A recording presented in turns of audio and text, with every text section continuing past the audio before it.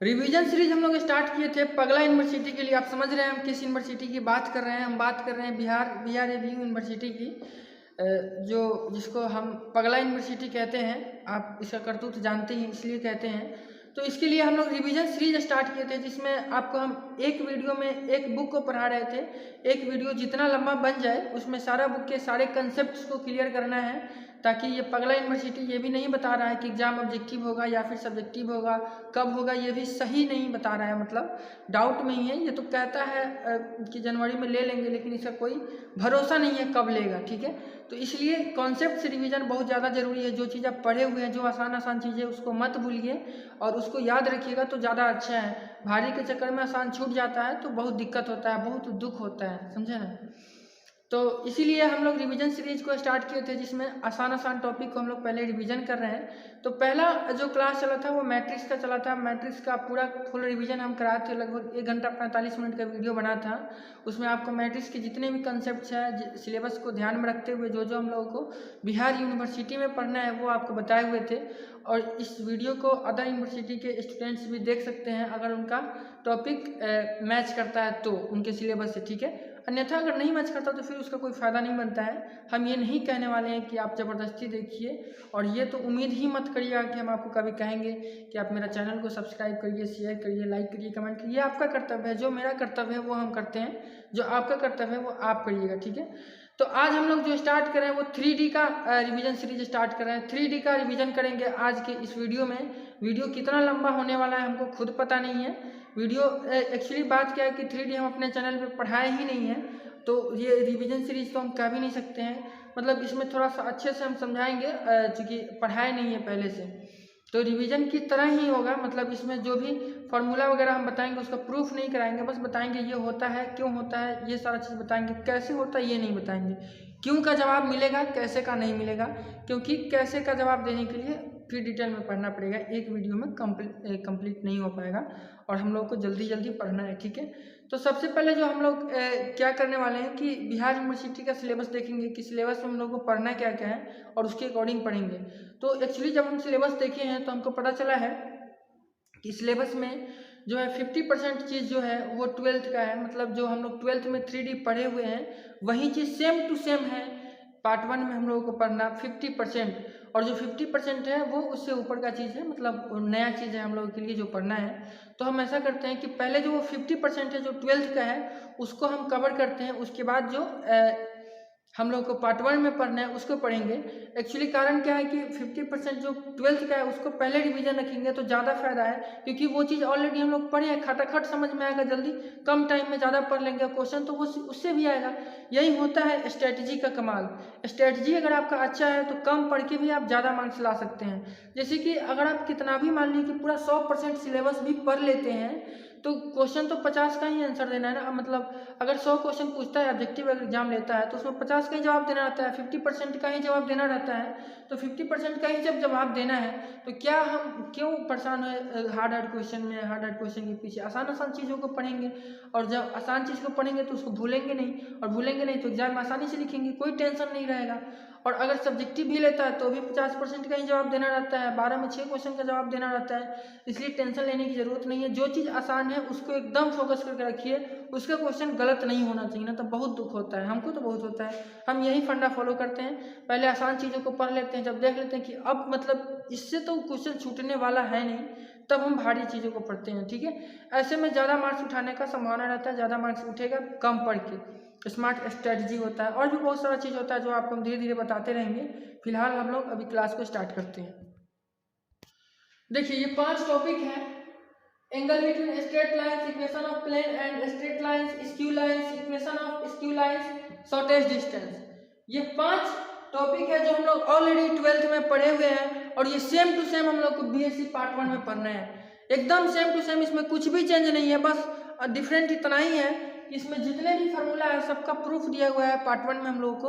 और हम लोग को 12th में इसका प्रूफ नहीं पढ़ना था, सीधा वो फार्मूला यूज करना था। तो अगर आपका एग्जाम ऑब्जेक्टिव होता है तो प्रूफ नहीं पूछेगा, अगर आपका एग्जाम सब्जेक्टिव होता है तो मे भी पूछ भी सकता है, नहीं भी पूछ सकता है। ठीक है, तो ये चांसेस है। अब वो तो पगला यूनिवर्सिटी पे डिपेंड करता है कि वो ऑब्जेक्टिव लेगा कि सब्जेक्टिव लेगा, कम से कम पहले तो बता देना चाहिए। मान लिया 10 दिन पहले बताएगा कि ऑब्जेक्टिव होगा, 10 दिन पहले बताएगा सब्जेक्टिव होगा, बच्चा से कन्फ्यूजन में रहेगा। ठीक है, कन्फ्यूजन में आप ये लीजिए। इसके बाद आपको ये बताना चाह रहे हैं कि ये जो है पूरा ये जो 3D हम लोग को पढ़ना है BSc पार्ट 1 में, उसका 50% सिलेबस ये कवर कर रहा है। ठीक है, 50% यही है, मतलब और भी बहुत सारा टॉपिक पढ़ना है जो आपको 12th में नहीं मिला था, लेकिन 50% ये ऐसा टॉपिक है जो 12th का है। तो स्मार्ट स्टडी इसी को बोलते हैं। अगर आप इस 50% कंप्लीट कर लेते हैं तो 2D से आपको 3 क्वेश्चन आता है। अगर आपका सब्जेक्टिव एग्जाम होता है तो 3D से 3 क्वेश्चन आता है, और ये 3 क्वेश्चन आपका कितने मार्क्स का होता है, मतलब क्या बोलते हैं, ये पूरा 100 का होता है। इसमें 4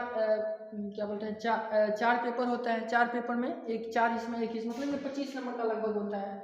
8 3 24 करते हैं, 25 नंबर का होता है। ठीक है, मतलब ये 3 क्वेश्चन तो वैसे तो अगर सब्जेक्टिव पूछेगा तो 16 या 42 करके हो जाता है, 25 गुना 50 नंबर का हो जाता है। ठीक है, 50 नंबर का हो जाता है, 16 या 48 करके, मतलब 16 या 42 पहले बोल दिए थे। ठीक है, तो 50 नंबर का हो जाता है, लेकिन सबका जवाब नहीं देना रहता है। पूरे ओवरऑल हम लोग को उसका आधा का ही जवाब देना रहता है, 12 में 6 क्वेश्चन का ही आंसर देना रहता है। इसलिए हम लोग इसको जोड़ते तो हैं 50 मार्क्स में, लेकिन अब पूरा का भी दे सकते हैं, बाकी अगर ग्रुप से एक दे रहे हैं तो इसमें ऑब्जेक्टिव का अब बता रहे हैं। सब्जेक्टिव तो आप समझ गए, 3 क्वेश्चन इससे आता है। तो अगर ये सारा टॉपिक आप पढ़ लेते हैं तो एक क्वेश्चन आपका बन जाएगा, 1 या 2 क्वेश्चन भी बन सकता है। अगर हाँ, एक क्वेश्चन तो मतलब गारंटी रही है कि इससे आना ही आना है। एक क्वेश्चन एकदम गारंटी है, कंप्लीट रूप से गारंटी है कि एक क्वेश्चन आपका इससे आएगा ही। और एक क्वेश्चन मतलब होता है 16 या 17 मार्क्स होता है लगभग। ठीक है, उसके बाद अगर आपका एग्जाम ऑब्जेक्टिव पूछता है तो ऑब्जेक्टिव में 25 क्वेश्चन इससे पूछने का संभावना है। 25 क्या, एकदम कंप्लीट रूप से 25 पूरा क्वेश्चन पूछता है 3D में। ठीक है, 3D पूरे 3D में 25 क्वेश्चन पूछेगा। क्यों? क्योंकि 100 क्वेश्चन पूछने वाला है। 100 क्वेश्चन में 4 गो बुक है, मतलब 4 ग्रुप है, तो 25 क्वेश्चन पूछेगा। एक क्वेश्चन होता है 2 मार्क्स का, यानी टोटल 50 मार्क्स का क्वेश्चन आपका 3D से आएगा। और 50 में से इसमें ये जो सारा टॉपिक है, इससे 25 नंबर का क्वेश्चन तो आना ही आना है। 20 से 25 नंबर का मतलब आपका इस 5 टॉपिक से क्वेश्चन आएगा। ठीक है, यानी अगर आपको सीधी कहना है तो 10-12 ऑब्जेक्टिव इससे आने वाला है। तो इसलिए ये 5 टॉपिक जो है बहुत ही ज़्यादा इंपॉर्टेंट हो जाता है आपके लिए, सबसे ज़्यादा इंपॉर्टेंट, क्योंकि बहुत ही आसान है। अगर आपका क्वेश्चन इससे छूटता है तो आपको आत्महत्या कर लेना चाहिए, क्योंकि आप ये सारा चीज़ 12th में पढ़े हुए हैं, बस एक बार रिविजन का जरूरत है, बस उसके बाद कंप्लीट हो जाएगा। तो इसीलिए हम इस टॉपिक को पहले पढ़ा रहे हैं। उसके बाद जो होगा हम लोग पढ़ेंगे जो नया टॉपिक पढ़ना है। पहले एकदम इसको दिमाग में बैठा के रखना है। पहले इसलिए भी बता रहे हैं क्योंकि अगर आप इस वीडियो को लास्ट तक नहीं देखते तो पहले देखिएगा तो ये फायदा ही होगा। ठीक है, तो एक एक करके पहले ये टॉपिक स्टार्ट करते हैं। अब देखिए इसमें क्या है कि एंगल से दिया है, तो क्या एंगल से हम बताएंगे? नहीं, पहले तो 3D आपको समझाएंगे, 3D क्या होता है, उसके बाद direction, ratio, cosine, distance formula, ये वाला थोड़ा सा इंट्रोडक्शन देंगे। उसके बाद हम धीरे धीरे आपको ये सारे टॉपिक पर लाएंगे और समझाएंगे। सीधा तो यहाँ आ नहीं सकते हैं ना। ठीक है, तो पहले इंट्रोडक्शन हम लोग समझते हैं 3D का। तो चलिए हम लोग समझते हैं कि 3D क्या होता है। तो आपको उससे पहले समझना होगा 2D क्या होता है। 2D 3D सब में जो D लगा होता है, D इंडिकेट करता है डायमेंशन को। ठीक है, डायमेंशन मतलब हिंदी होता है बीमा। ठीक है, जैसे अगर कोई पॉइंट है, अब इसको हम अगर इस पॉइंट को 2D में रखते हैं तो इसका कोऑर्डिनेट हम लोग XY बताते हैं। मतलब इसमें x एक्सिस का कोऑर्डिनेट है और y एक्सिस का, इसको उल्टा बना दें, ये x एक्सिस है, ये y एक्सिस है। ठीक है, तो इसमें इस P पॉइंट में x का कोऑर्डिनेट है, y का कोऑर्डिनेट है, यानी ये पॉइंट क्या है, 2D में है, x एक्सिस और y एक्सिस पे है, ये z एक्सिस पे नहीं है। लेकिन अगर किसी पॉइंट को हम z एक्सिस में भी रखना चाहते हैं, यानी हवा में रखना चाहते हैं, यहाँ इस बोर्ड पे फिगर नहीं बन पाएगा, आपको हम एग्जाम्पल देकर बताते हैं, कुछ प्रैक्टिकल समझाते हैं। तो देखिए ये क्या है, समझ लीजिए कि एगो एक्सिस ये है, एगो ये है, एगो ये है, किसी को XYZ आप मान सकते हैं, समझ रहे हैं। ये देखिए एगो डब्बा है, खोल है, एग्जाम्पल के निप्पो बैटरी का है। ठीक है, तो अगर कोई पॉइंट मान लीजिए यहाँ पे है, जैसे ये लाइन है, यहाँ पे हवा में कोई पॉइंट है, मान लेते हैं यहाँ पे इस टाइप से कोई पॉइंट है। ठीक है, इस पे तो अब यहाँ पे क्या होगा कि x का भी डिस्टेंस यहाँ पे निकाला जाएगा, y का भी और z का भी, तब उस पॉइंट का लोकेशन निकाला जाएगा। पॉइंट का लोकेशन कैसे निकाला जाता है, जैसे अगर हम कहें कि इस पे ये पॉइंट है तो पूछा जाए कि इस प्लेन में कहाँ पॉइंट है ये, तो कैसे पता चलता है, पता उस बात से चलता है कि वो x एक्सिस में कहाँ पे है और y एक्सिस में कहाँ पे है, और दोनों जहाँ कट कर रहा है वो पॉइंट वहाँ पे होता है। ये चीज़ आपको हम पढ़ाए थे, जब 2D हम पढ़ा रहे थे तो समझाए भी थे अच्छे से। उसके बाद अगर वो पॉइंट 3D में है, मतलब हवा में है, जैसे कि अगर पॉइंट 2D में है तो वो प्लेन पे, किसी न किसी प्लेन पे रहता है। जैसे कि इसमें 2D बहुत सारा, जैसे ये अगर एक प्लेन ले लिया जाए तो ये क्या है, 2D है। अगर यहाँ पे कोई पॉइंट है मान लिए, तो ये x एक्सिस या फिर y एक्सिस में है, z एक्सिस में नहीं है। अगर z एक्सिस में है तो वो y एक्सिस में नहीं है या फिर x एक्सिस में नहीं, मतलब तीनों एक्सिस में एक साथ नहीं है। प्लेन क्या होता है, किसी दो एक्सिस से मिलके बना होता है। लेकिन अगर कोई पॉइंट कह दे कि यहाँ हवा में है, अभी हवा में है तो ये तीनों एक्सिस में है, कुछ ना कुछ तीनों एक्सिस में है, उसका मतलब क्या कहते हैं कोफिशिएंट। जैसे इसका आप लिखिएगा, इसका कोऑर्डिनेट दर्शाइएगा, जैसे इस पॉइंट P का, तो हम ये मान लेते हैं कि ये पॉइंट यहाँ है, हवा में है, तो इसका हो जाएगा x, y और z।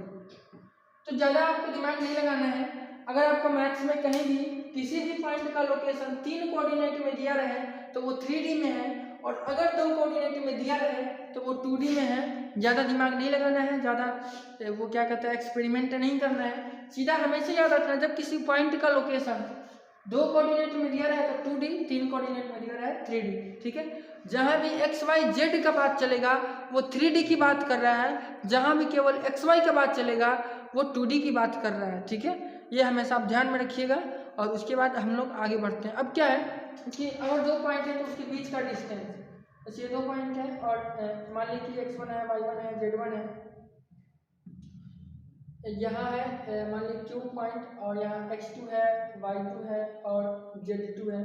तो इसके बीच का डिस्टेंस क्या होता है, डिस्टेंस फार्मूला आप 10th क्लास से ही पढ़ते आ रहे हैं। अगर यहाँ हम आपको बताएंगे तो मेरी इंसल्टी हो जाएगी और आपकी बदनामी हो जाएगी, दोनों एक साथ हो जाएगी, इसलिए ये चीज़ नहीं बताएंगे। सीधा हम क्लास स्टार्ट करेंगे डायरेक्शन रेशियो और डायरेक्शन कोसाइन से, ठीक है।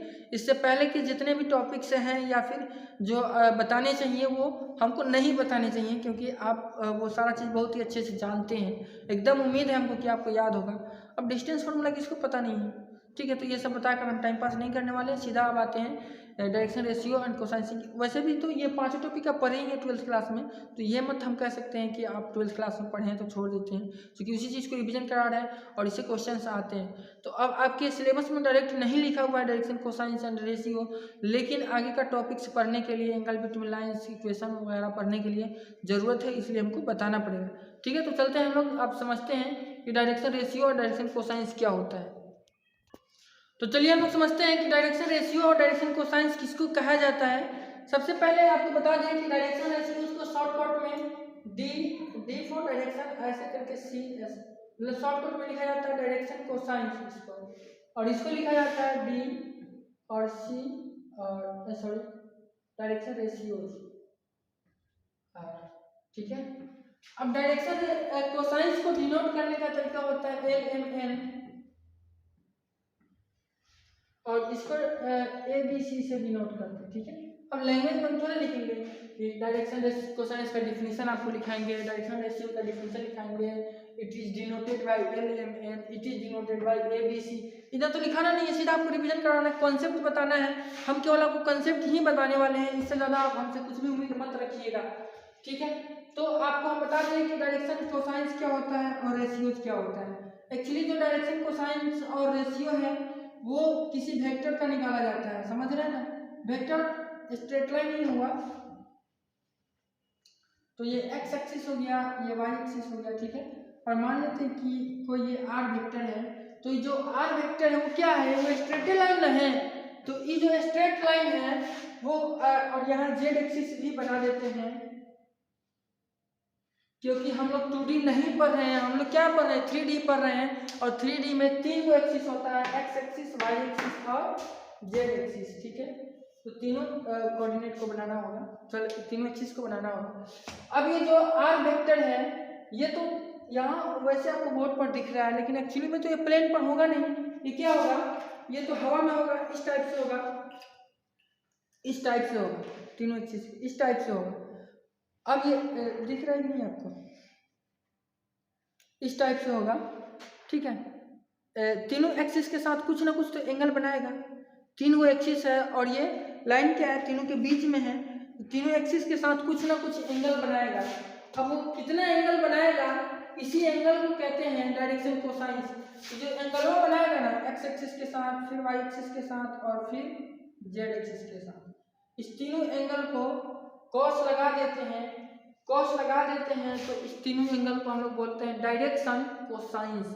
मतलब एंगल किस चीज को बताता है, एंगल डायरेक्शन को बताता है और उसमें कॉस लगा देते हैं तो हो जाता है डायरेक्शन कोसाइंस। तो नाम से ही स्पष्ट है, नाम से ही क्या स्पष्ट है, डायरेक्शन में कॉस को लगा देंगे तो हो जाएगा डायरेक्शन कोसाइंस। और डायरेक्शन मतलब क्या, एंगल। किसी लाइन के लिए डायरेक्शन क्या कौन सी बताता है, एंगल ही तो बताता है उसका डायरेक्शन की वो कहाँ है। तो एक्स एक्सिस के साथ मान लेते हैं कि अल्फा एंगल बनाया, वाई एक्सिस के साथ मान लेते हैं बीटा बनाया और जेड एक्सिस के साथ गामा बनाया। तो cos alpha, cos beta and cos gamma क्या हो जाएगा, यही हो जाएगा डायरेक्शन कोसाइंस, ठीक है। ये कॉस अल्फा, कॉस बीटा और कॉस गामा क्या हो जाएगा, डायरेक्शन कोसाइंस हो जाएगा। इसी को हम लोग बोलते हैं डायरेक्शन कोसाइंस। ये अल्फा बीटा गामा क्या है, इस वेक्टर का क्या है, डायरेक्शन बता रहा है एंगल के माध्यम से, और इस डायरेक्शन में कॉस को लगा दिए तो ये हो गया डायरेक्शन कोसाइंस।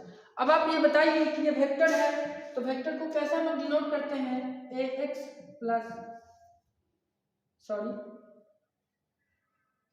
ऐसे करते हैं ना, x i cap plus Y j cap, y j cap plus z k cap, ठीक है। ऐसे ना हम लोग वेक्टर को लिखते हैं, वेक्टर को रिप्रेजेंट करने का तरीका यही ना होता है, वेक्टर को लिखने का तरीका यही ना होता है। तो इसमें जो x लगा है, y लगा है और z लगा है, इसी को बोलते हैं डायरेक्शन रेशियो। तो एक्स वाई जेड क्या है, एक्स वाई जेड जो है वो x एक्सिस, y एक्सिस और z एक्सिस का क्या है, कोफिशिएंट है। ये क्या बता रहा है, x यहाँ पे बता रहा है कि जो ये वेक्टर r है वो x एक्सिस में वेक्टर r का कितना भाग झुका हुआ है, y एक्सिस में कितना है वो y बता रहा है, z एक्सिस में कितना है वो z बता रहा है। तो यहाँ डायरेक्शन रेशियो क्या हो जाएगा, x y और z। तो अगर कोई r वेक्टर है और r वेक्टर बराबर x i cap y j cap plus z k cap है, तो direction ratio x Y z होगा और direction cosines cos alpha, cos beta और कॉस गामा होगा, ठीक है। तो ये हम आपको बताए हैं कि डायरेक्शन रेशियो क्या होता है, डायरेक्शन कोसाइंस होता क्या है। अब इससे कुछ प्रॉपर्टी है, कुछ फार्मूला है, कुछ कॉन्सेप्ट है जो आपको हम बताना चाह रहे हैं, जो एग्जाम पॉइंट ऑफ व्यू से बहुत ही ज़्यादा इंपॉर्टेंट है। तो चलिए समझते हैं वो क्या है। देखिए ये जो cos alpha, cos beta, cos gamma है, इसको हम लोग क्या बोलते हैं, डायरेक्शन रेशियोज। और आपको भी बताए हैं कि डायरेक्शन रेशियोज को एल, एम और एन से डिनोट करते हैं। मतलब एल मतलब कॉस अल्फा, एम मतलब कॉस बीटा और एन मतलब कॉस गामा। तो फॉर्मूला होता है L square plus M square और plus N square is equal to 1। अब इसका प्रूफ भी है, तो प्रूफ तो हम कराएंगे नहीं, केवल रिवीजन कराना है। L square plus M square plus N square is equal to 1 होता है, याद रखिएगा, हमेशा ऑब्जेक्टिव सोल्व करने में काम आएगा, हर जगह काम आएगा। तो एल स्क्वायर मतलब कितना, cos square alpha plus M square मतलब कॉस स्क्वायर बीटा और प्लस ये हो जाएगा cos square gamma is equal to 1। इसी फॉर्मूला से निकल करके आता है sine square alpha plus sine square beta और plus sine square gamma is equal to 2, ठीक है। तो इतना बात याद रहेगा, ये हमेशा याद रखना, ये बहुत ही ज्यादा इंपॉर्टेंट है, ठीक है, बहुत ही ज्यादा इंपॉर्टेंट है, ये कॉन्सेप्ट आपको याद रखना है। चलिए अब नेक्स्ट चीज आपको बताते हैं। अब कभी कभी पूछता है कि एक्स एक्सिस, वाई एक्सिस और जेड एक्सिस का डायरेक्शन कोसाइंस बताइए। जैसे कि कभी कहा जाएगा कि एक्स एक्सिस का डायरेक्शन कोसाइंस क्या होगा बताइए, तो क्या बताइए, जैसे ये एक्स एक्सिस, वाई एक्सिस और जेड एक्सिस बनाइए, थोड़ा टेढ़ा हो गया, एक्चुअली सीधा होना चाहिए था, एक्स वाई जेड, ठीक है। अब मान लीजिए कह दें आपसे कि आप वाई एक्सिस का डायरेक्शन कोसाइंस बताइए। अरे तो वाई एक्सिस जो है ये भी तो एक वेक्टर है, और वेक्टर कोई भी हो उसका डायरेक्शन कोसाइंस होता है कि नहीं, कुछ ना कुछ तो होता है। तो क्या होता है, जो वो एक्स एक्सिस के साथ एंगल बनाया, वाई एक्सिस के साथ बनाया, जेड एक्सिस के साथ बनाया, वो उसमें कॉस लगा देते हैं, वहीं क्या हो जाता है, डायरेक्शन कोसाइंस हो जाता है उस वेक्टर के लिए। तो ये जो वाई एक्सिस का जो वेक्टर है, यहाँ एक्स ना होना चाहिए, ये जो एक्स एक्सिस का वेक्टर है, मान लीजिए इसका अगर डायरेक्शन कोसाइंस पूछ रहा है, तो ये अपने आप के साथ कितना एंगल बनाएगा, 0 डिग्री बनाएगा। तो एक वो होता है कॉस अल्फा। कॉस अल्फा मतलब क्या होता है, जो वेक्टर है वो एक्स एक्सिस के साथ जितना एंगल बनाया उतना अल्फा होता है। तो कॉस 0 हो जाएगा एक्स एक्सिस के साथ, तो ये 0 ही बनाएगा अपने आप के साथ। तो कॉस 0 आपको पता है कितना होता है, 1, ठीक है। और बाकी दोनों एक्सिस के साथ, अगर ये एक्स एक्सिस ही वेक्टर है वो, तो बाकी दोनों तो इसके म्यूचुअली परपेंडिकुलर होता है, तो दोनों के साथ कितना डिग्री एंगल बनाएगा, 90 डिग्री। और आपको पता है cos 90 कितना होता है, 0 होता है। तो यानी बाकी सारा क्या हो जाएगा, 0 हो जाएगा।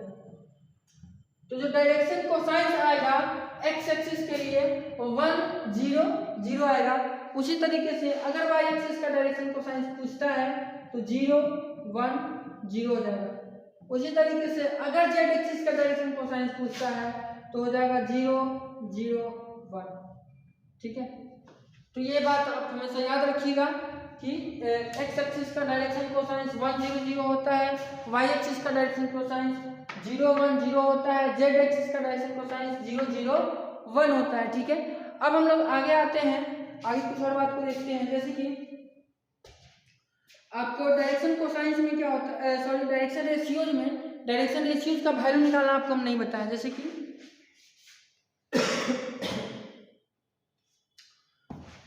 डायरेक्शन रेशियो का वैल्यू निकालना, उसके बाद डायरेक्शन रेशियो और डायरेक्शन कोसाइंस में क्या रिलेशन होता है, ये सारा चीज आपको बताना है।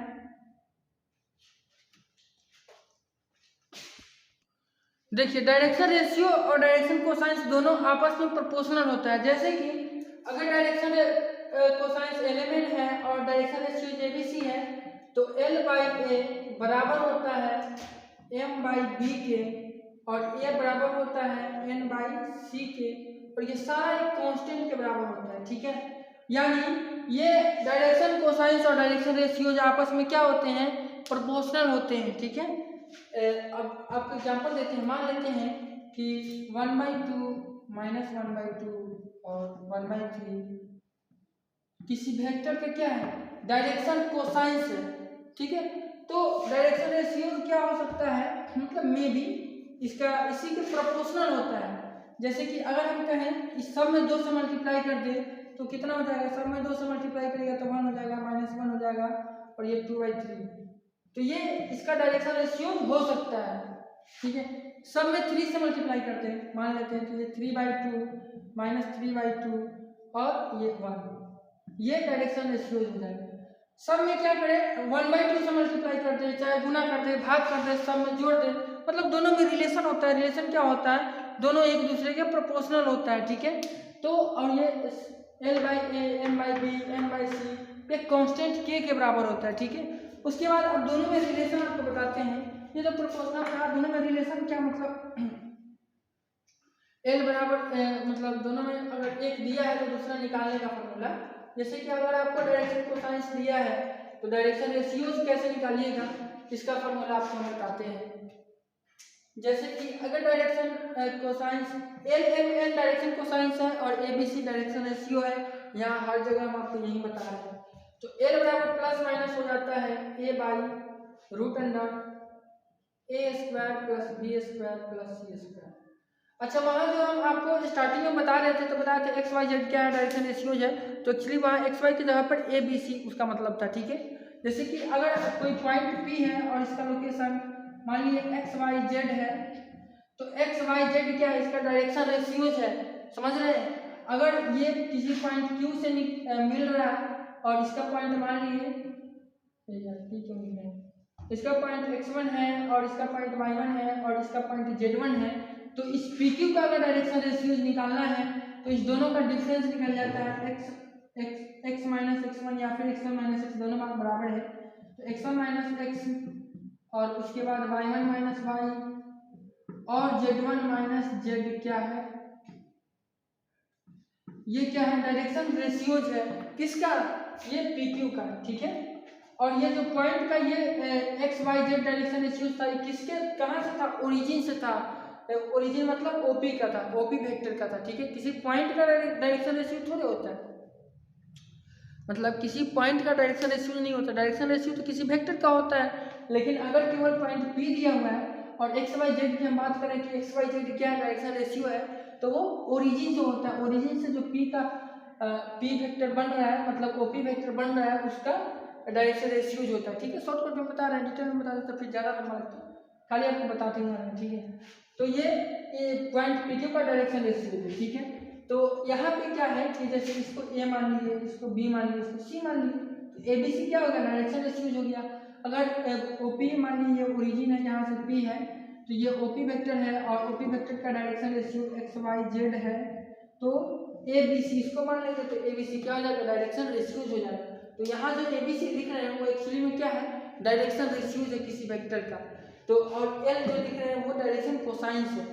तो L बराबर मतलब डायरेक्शन कोसाइंस में जो L आता है, L बराबर plus minus A by, video cut गया था, तो L बराबर A by root under A square plus B square plus C square होता है।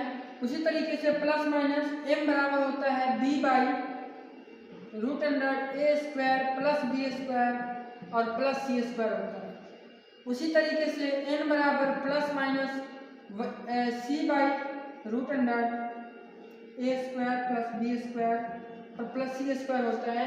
तो ये रिलेशन हो गया डायरेक्शन रेशियोज और डायरेक्शन कोसाइंस में। अगर कोई एक दिया है तो आप दूसरा फाइंड आउट कर सकते हैं इस फॉर्मूला की मदद से। तो डायरेक्शन रेशियो और डायरेक्शन कोसाइंस में यही बताना था लगभग हमको।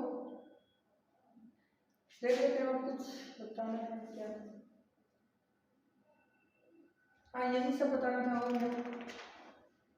ठीक है। तो डायरेक्शन रेशियो डायरेक्शन कोसाइंस वैसे भी हम लोग को BSc पार्ट 1 में पढ़ना नहीं है, आपको कंसेप्ट समझाने के लिए हम बताए हैं, ताकि आगे का जो आपको हम टॉपिक बताने वाले हैं, एंगल वगैरह इक्वेशन वगैरह लाइन में उनका प्लेन में बहुत सारा, तो वहाँ पे बार बार ये सारा टर्म आएगा, तो आपको दिमाग में रखना होगा कि डायरेक्शन रेशियो क्या होता है, कोसाइंस क्या होता है, निकालना कैसे है, इसलिए आपको बताए हैं। तो इतना बहुत है, इससे कोई क्वेश्चन आने वाला नहीं है। अब पगला यूनिवर्सिटी ये दे दे तो और ही अच्छा है, इसलिए आपको बता दी है अच्छे से, और उम्मीद करते हैं कि आपको समझ में आ गया होगा। अब हम लोग नेक्स्ट टॉपिक की ओर बढ़ेंगे, ठीक है। अब हम लोग समझते हैं कि दो लाइंस के बीच का एंगल कैसे फाइंड आउट किया जाता है। तो एंगल फाइंड आउट करने का दो तरीका है, दो कंडीशन हो सकता है कि अगर दोनों लाइन का डायरेक्शन कोसाइंस दिया हुआ है तो हम लोग उसका एंगल निकाल सकते हैं, उसके निकालने का फॉर्मूला होगा।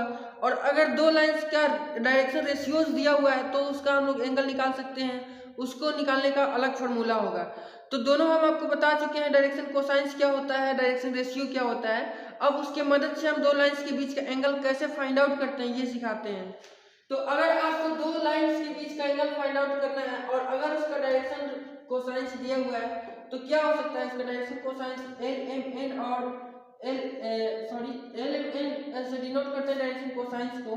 तो हम लोग मान लेते हैं कि एक लाइन L1 है और ये एक लाइन L2 है, ठीक है।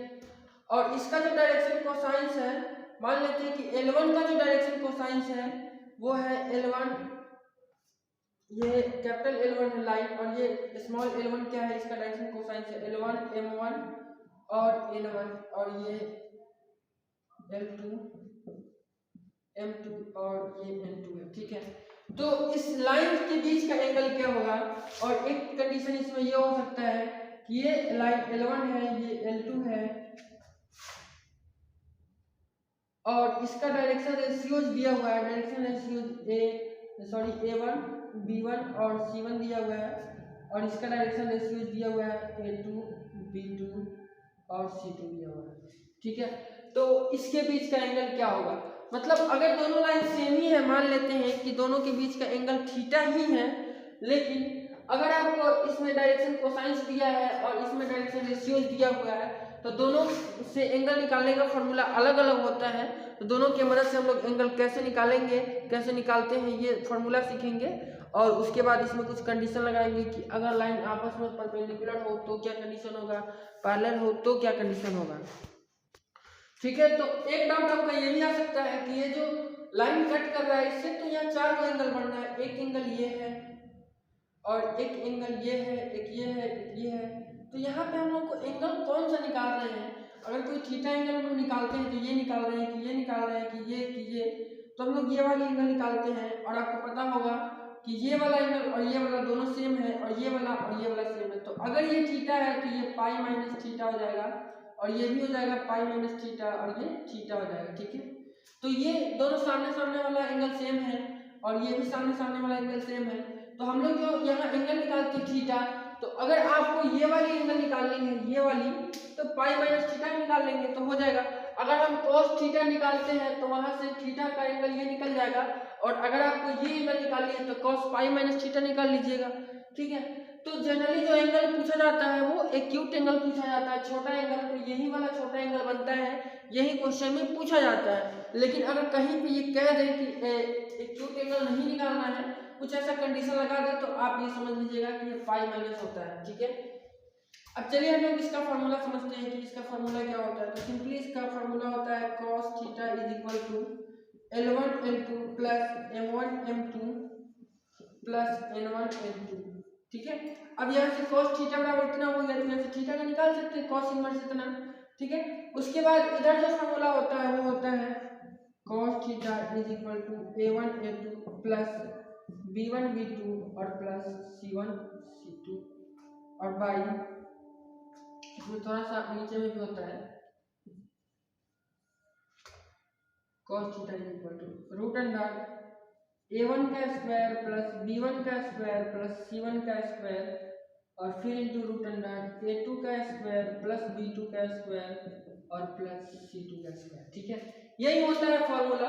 यहाँ cos थीटा का ये फॉर्मूला, ये भी cos थीटा का फॉर्मूला। अब cos थीटा बराबर आपको पता चल गया तो यहाँ से थीटा आप निकाल लीजिएगा, मतलब एंगल निकल जाएगा। अब उसके बाद कंडीशन ये आता है कि अगर ये दोनों लाइन आपस में परपेंडिकुलर हो जाए, अगर ये दोनों लाइन आपस में परपेंडिकुलर हो जाए, तो अब यहाँ हम लिख नहीं रहे हैं, आप समझ जाइएगा कि अगर यहाँ से दोनों लाइन परपेंडिकुलर हो जाएगा तो cos 90 हो जाएगा। और आपको पता है कि cos 90 क्या होता है, जीरो, यानी L1 L2 ये जीरो हो जाएगा, यानी L1 L2 plus M1 M2 plus N1 N2 का जो वैल्यू है वो जीरो हो जाएगा। मतलब यहाँ cos 90 कितना हो जाएगा, जीरो, तो इतना का जो वैल्यू है वो जीरो हो जाएगा। यानी हम लोग ये कह सकते हैं कि अगर दो लाइन आपस में परपेंडिकुलर है और उसका direction cosine L1 M1 N1 है और L2 M2 N2 है, तो यहाँ पर L1 × L2 plus M1 × M2 plus N1 × N2 का जो वैल्यू होगा वो जीरो होगा। यानी अगर क्वेश्चन में कंडीशन दे मतलब क्वेश्चन में दे कि परपेंडिकुलर के लिए कंडीशन क्या है और ऑप्शन दे दे, तो वहाँ से आप फाइंड आउट कर सकते हैं और वहाँ से आप समझ सकते हैं। और उसके बाद अगर बोले कि ये दोनों लाइन आपस में पैरेलल हो जाए, तो पैरेलल होने का मतलब क्या है, पैरेलल होने का मतलब है कि वो 180 डिग्री हो जाए। तो cos 180 डिग्री कितना होता है, cos 180 डिग्री 1 होता है। तो यहाँ से इतना इज इक्वल टू 1 हो जाएगा। तो यहाँ से जब थोड़ा सा इसको सिंप्लीफाई करने पर जो रिजल्ट आता है वो हम लोग को याद करना। यहाँ तो हम आपको डेरिवेशन कराने वाले हैं नहीं, क्योंकि यहाँ तो हम लोग वन शॉट बना रहे हैं वीडियो, ये तो शॉर्ट हम लोग केवल रिवीजन कर रहे हैं। तो ये कंडीशन आप याद रख लीजिएगा, सीधा सीधी L1 by L2 plus is equal to M1 by M2 is equal to N1 by N2 होता है। फिर इधर इस कंडीशन में इसमें अगर परपेंडिकुलर होता है तो फिर यहाँ cos 90 होता है, ये जीरो, तो ये वाला नीचे वाला पार्ट आके इधर हो जाता है जीरो, तो इतना इज इक्वल टू हो जाता है zero, A1 A2 plus B1 B2 plus C1 C2 is equal to zero. और ये परपेंडिकुलर की कंडीशन है, और पैरेलल की कंडीशन क्या हो जाता है, A1 by A2 is equal to B1 by B2 is equal to C1 by C2। ठीक है, तो ये क्या है, एंगल बिटवीन लाइंस निकालने का फॉर्मूला आपको बताएं कि लाइंस के बीच का एंगल कैसे निकलता है, डायरेक्शन कोसाइंस और डायरेक्शन रेशियोज की मदद से। और अगर दो एंगल आपस में परपेंडिकुलर हो जाए और पैरेलल हो जाए तो उसके लिए क्या कंडीशन होगा डायरेक्शन रेशियोज में और डायरेक्शन कोसाइंस में। उम्मीद करती है आपको समझ में आ गया होगा, ऑब्जेक्टिव के लिए बहुत ही ज़्यादा इंपॉर्टेंट है। चलिए अब हम लोग समझते हैं कि प्लेन क्या होता है। प्लेन एक्चुअली जिसमें लंबाई और चौड़ाई होता है उसको प्लेन बोलते हैं। जैसे कि ये पेज आपको दिख रहा है, ये पेज, इस पेज में क्या है, कुछ लंबाई है और कुछ चौड़ाई है, तो इसको हम लोग प्लेन बोलेंगे। ठीक है, और लाइन क्या होता है, लाइन में केवल लंबाई होता है, ठीक है, चौड़ाई नहीं होता है। अगर चौड़ाई कहेंगे तो लंबाई नहीं होता है, कोई एक ही होता है। तो लाइन और प्लेन में अंतर समझ गए आप। ये बोर्ड भी एक प्लेन है, तो प्लेन का जनरल जो इक्वेशन होता है वो x plus D Y plus C Z plus D is equal to 0 होता है, ठीक है। और ये जनरल इक्वेशन में जो ये ए बी सी डी है इसके बारे में कहा गया है कि A B C and small D are constant. ये क्या होता है, कांस्टेंट होता है, बट नॉट इक्वल टू 0। ये 0 के बराबर नहीं हो सकता है। इसमें से कोई भी ए बी सी डी, इसमें से कोई भी ए बी सी डी में से कोई भी 0 के बराबर नहीं होगा। कारण रीजन क्या है कि अगर इसमें से कोई भी 0 के बराबर हो गया तो वो टर्म ही गायब हो जाएगा। अगर ए बराबर 0 हो गया तो एक्स वाला टर्म गायब हो जाएगा, अगर बी बराबर 0 हो गया तो वाई वाला टर्म गायब हो जाएगा। इसी तरीके से कोई भी इसमें अगर टर्म मिसिंग है, गायब है, तो वो प्लेन के इक्वेशन को डिनोट नहीं करेगा, वो लाइन का इक्वेशन हो जाएगा। इसलिए इसमें मस्ट भी मतलब एकदम जरूरी है कि ये तीनों का जो वैल्यू है, चारों का एबीसीडी का, सबका वैल्यू नॉन जीरो हो, 0 के बराबर ना हो, ठीक है। तो 0 के बराबर नहीं होना चाहिए, लेकिन ये सबका वैल्यू क्या है, कांस्टेंट है। और इसमें से 3 ही आर्बिट्रेरी कांस्टेंट होता है, एक तो सीधा कांस्टेंट होता है। मतलब अगर देखिए ये 3 है जो चेंज होते रहता है, एक चेंज नहीं होता है, कांस्टेंट रहता है ये वाला वैल्यू। जैसे कि अब आप इस इक्वेशन में सब में d से डिवाइड कर दीजिएगा तो क्या हो जाएगा, ये a बाई डी हो जाएगा, b बाई डी हो जाएगा, c बाई डी हो जाएगा, ये 1 हो जाएगा। उसी तरीके से अगर आप a से डिवाइड करिएगा तो ये 1 हो जाएगा, ये b बाई a हो जाएगा, c बाई a हो जाएगा, ये d बाई a हो जाएगा। मतलब ये a तो फिर 1 आ गया। मतलब कोई ना कोई a को क्या है, कांस्टेंट है, फिक्स वैल्यू है, लेकिन बाकी सारा क्या है, आर्बिट्रेरी कांस्टेंट है। उसके बाद ये जो जनरल फॉर्म में जो प्लेन का इक्वेशन है, और भी कुछ फॉर्म होता है जैसे इंटरसेप्ट फॉर्म।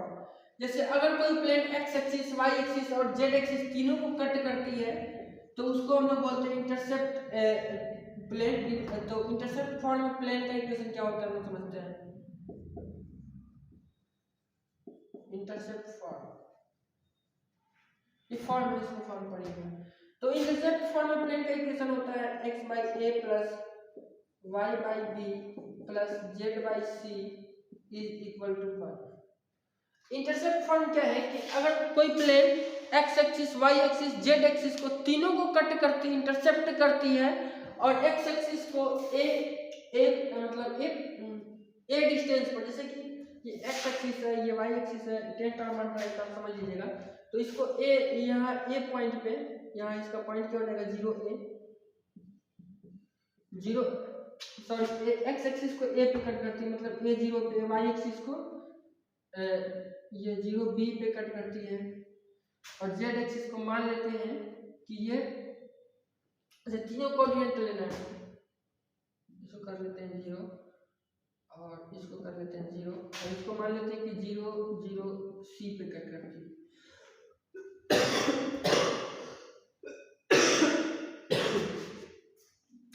बोर्ड पे तो ऐसा फिगर बन नहीं पा रहा है, फिर भी आपको समझा रहे हैं कि कोई प्लेन अगर एक्स एक्सिस को ए पॉइंट पर, वाई एक्सिस को बी पॉइंट पर और जेड एक्सिस को सी पॉइंट पर कट करती है तो उसका इक्वेशन हो जाएगा X by A plus Y by B plus Z by C is equal to 1। Here A B C क्या है, A B C are X Y Z intercept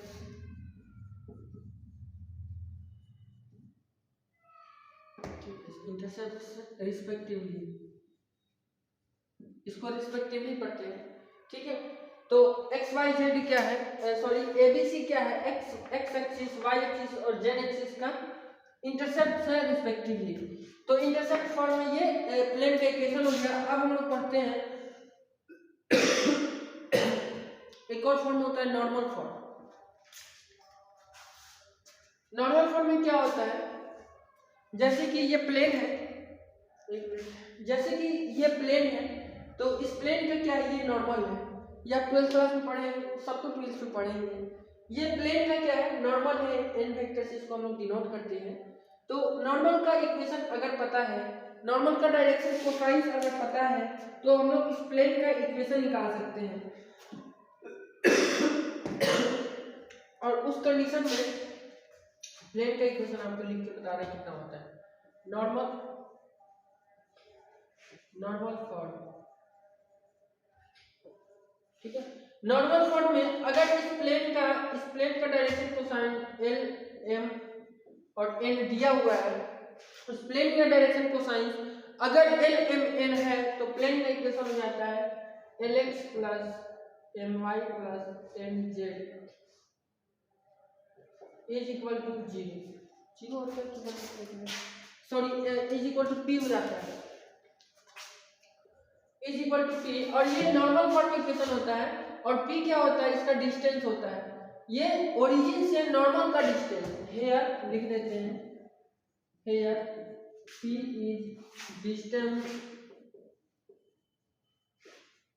distance from distance between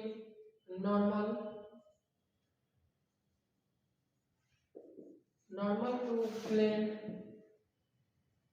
from origin.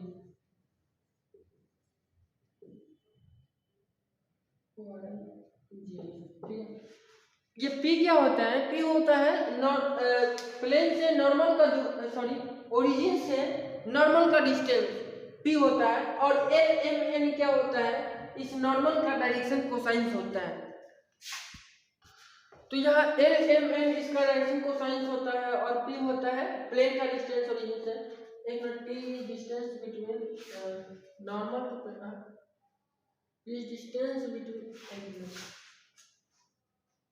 P is distance between origin to plane।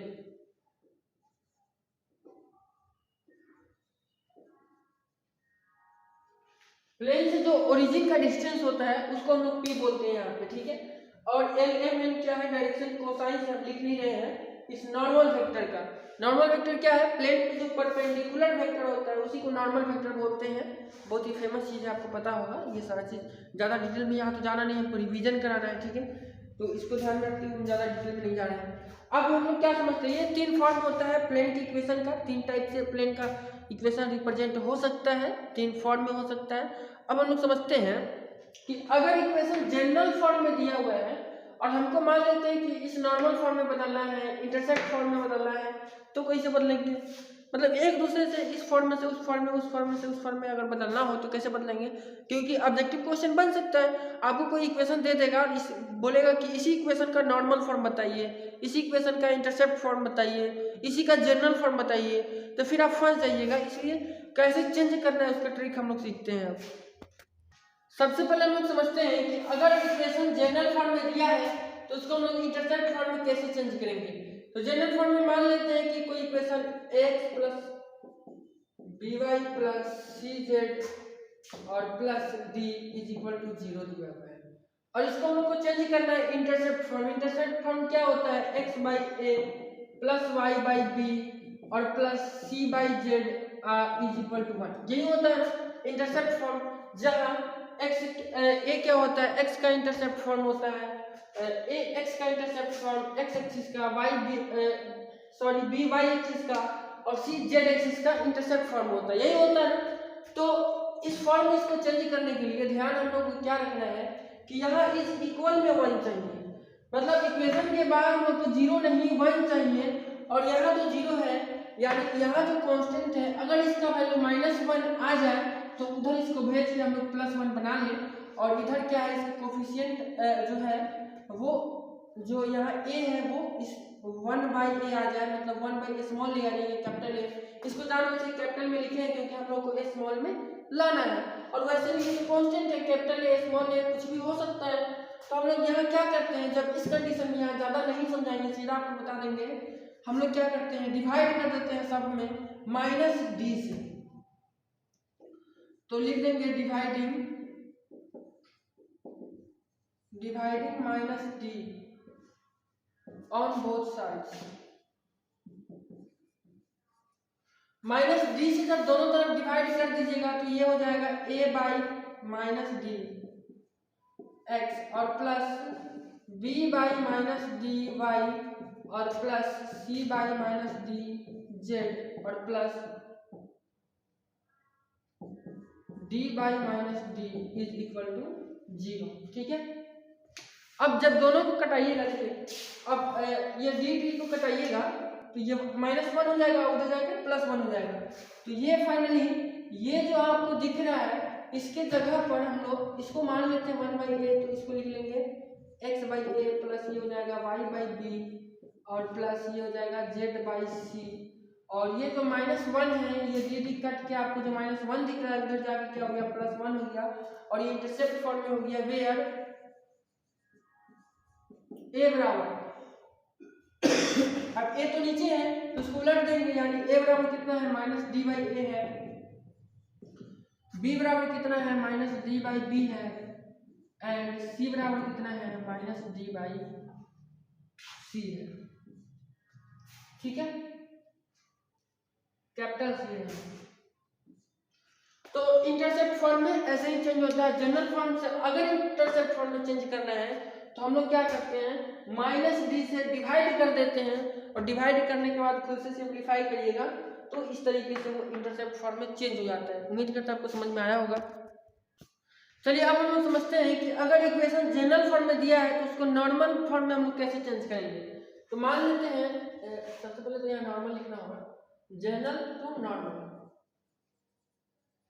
मान लेते हैं कि एक equation general form में x plus B Y plus C Z is equal to plus D is equal to 0 दिया हुआ है, और इसको नॉर्मल फॉर्म में चेंज करना है। नॉर्मल फॉर्म का इक्वेशन क्या होता है, lx plus my plus nz is equal to p। ठीक है, यहाँ p क्या होता है, ओरिजिन से प्लेन का डिस्टेंस होता है, और n क्या होता है, नॉर्मल का क्या होता है, डायरेक्शन कोसाइंस होता है। तो इस इक्वेशन को अगर नॉर्मल फॉर्म में चेंज करना है तो कुछ नहीं करना है, यहाँ लिखेंगे plus minus a by root under a square plus b square और plus c square x plus, फिर से प्लस माइनस अब b बाई रूट अंडर, कैसे हुआ हम ये नहीं बताएंगे, नहीं समझाएंगे, बस इतना बता देंगे क्या करना है, a square plus b square plus c square into Y, और फिर plus minus c by root under a square plus b square और प्लस c स्क्वायर और इंटू जेड और इज इक्वल टू फिर प्लस माइनस, और यहाँ p की जगह पे होता है d by root under a square plus b square और प्लस c स्क्वायर। यही नॉर्मल फॉर्म में चेंज हो गया। ठीक है, तो इतना बात याद रखना है कि जनरल से इंटरसेप्ट फॉर्म में कैसे चेंज करना है, नॉर्मल फॉर्म में कैसे चेंज करना है। इंटरसेप्ट फॉर्म में क्या करना था, बस -d से डिवाइड कर देना था, और नॉर्मल फॉर्म में क्या करना है, बस यहाँ a बाई रूट के अंदर में नीचे तो सब में सेम है, root under a square plus b square c square कर देना है, यहाँ b बाई कर देना है, यहाँ c बाई कर देना है, यहाँ d बाई कर देना है, और सब में इसमें x इसमें y इसमें z लगा देना है, सब में प्लस माइनस लगा देना है। यही ये क्या हो गया, ये नॉर्मल फॉर्म में चेंज हो गया। यहाँ पे ये l का वैल्यू है, ये m का वैल्यू है, ये n का वैल्यू है, और ये क्या है p का वैल्यू है। p क्या है, डिस्टेंस है। ठीक है, यहाँ अगर माइनस ना भी लिखे तो भी कोई दिक्कत नहीं है, इसका आंसर प्लस में ही आएगा। अगर माइनस इसलिए लिख दिए, अगर इसका वैल्यू माइनस में आएगा तो ये माइनस इसको प्लस करेगा, क्योंकि डिस्टेंस हमेशा पॉजिटिव होता है, और ये डायरेक्शन कोसाइन है। ठीक है, तो उम्मीद करते हैं ये आपको समझ में आ गया होगा कि जनरल फॉर्म से नॉर्मल में और इंटरसेप्ट में कैसे चेंज करते हैं। ठीक है, अब हम लोग समझते हैं कि अगर प्लेन का इक्वेशन पे बात करते हैं। ये तो फॉर्म था ना कि जनरल फॉर्म में कैसा होता है, उसके बाद इंटरसेप्ट फॉर्म में कैसा होता है, नॉर्मल फॉर्म में कैसा होता है। अब समझते हैं हम लोग कि प्लेन का इक्वेशन निकालते कैसे हैं। ठीक है, इस चीज को पहले हम लोग अब समझते हैं। अब हम लोग प्लेन का इक्वेशन सीखते हैं। अगर कोई प्लेन 3 नॉन कोलिनियर पॉइंट से पास करता है तो उस प्लेन का इक्वेशन क्या होगा ये सीखते हैं। जैसे कि नॉन कोलिनियर कहने का मतलब कि तीनों एक ही लाइन में नहीं होना चाहिए। अगर ये लाइन है और इस पे 3 पॉइंट है तो ये क्या है, ये तीनों पॉइंट आपस में क्या है, कोलिनियर है, ये एक ही लाइन पे है, तो ये नहीं चलेगा। अगर ये 3 पॉइंट अलग अलग है, कोलिनियर नहीं है, एक लाइन पे नहीं है, तो इस प्लेन का इक्वेशन क्या होगा। अगर किसी प्लेन पे, जैसे ये प्लेन दिया हुआ है, इस प्लेन पे अगर 3 पॉइंट है इस टाइप से, तो अगर ये प्लेन पे अगर ये 3 पॉइंट हैं और तीनों पॉइंट हमको पता है तो उस प्लेन के इक्वेशन क्या होगा, मतलब ये प्लेन तीनों पॉइंट से पास करता है तो उस प्लेन का इक्वेशन क्या होगा, ये हम लोग को सीखना है। तो चलिए हम मान लेते हैं कि जो 3 पॉइंट है वो क्या है।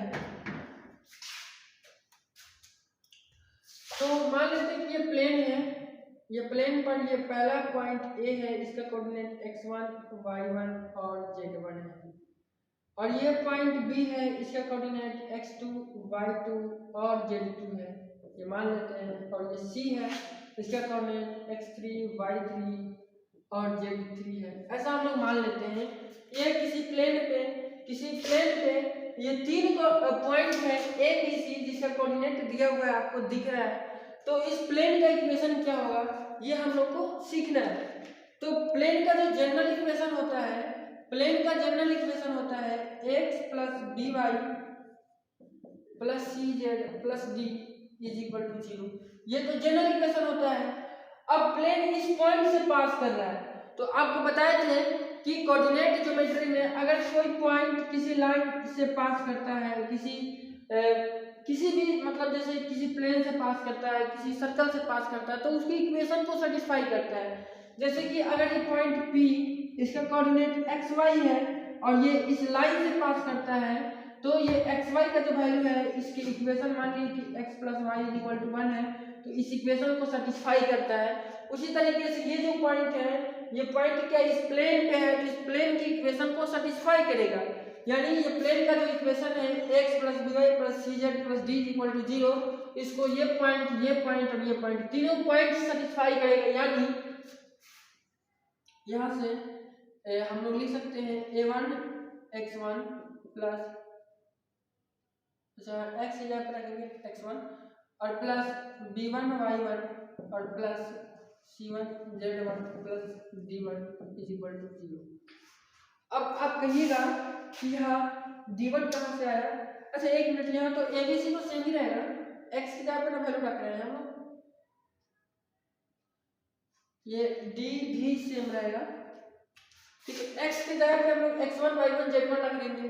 उसी तरीके से फिर सेकेंड राउंड में x की जगह पे x2, y की जगह पे y2 और प्लस z की जगह पे z2 रख देंगे और plus d is equal to 0। फिर x की जगह पे x3 प्लस b की जगह पे y3 प्लस c की जगह पे z3 रख देंगे और plus d is equal to 0। समझ रहे हैं क्या लिखना है?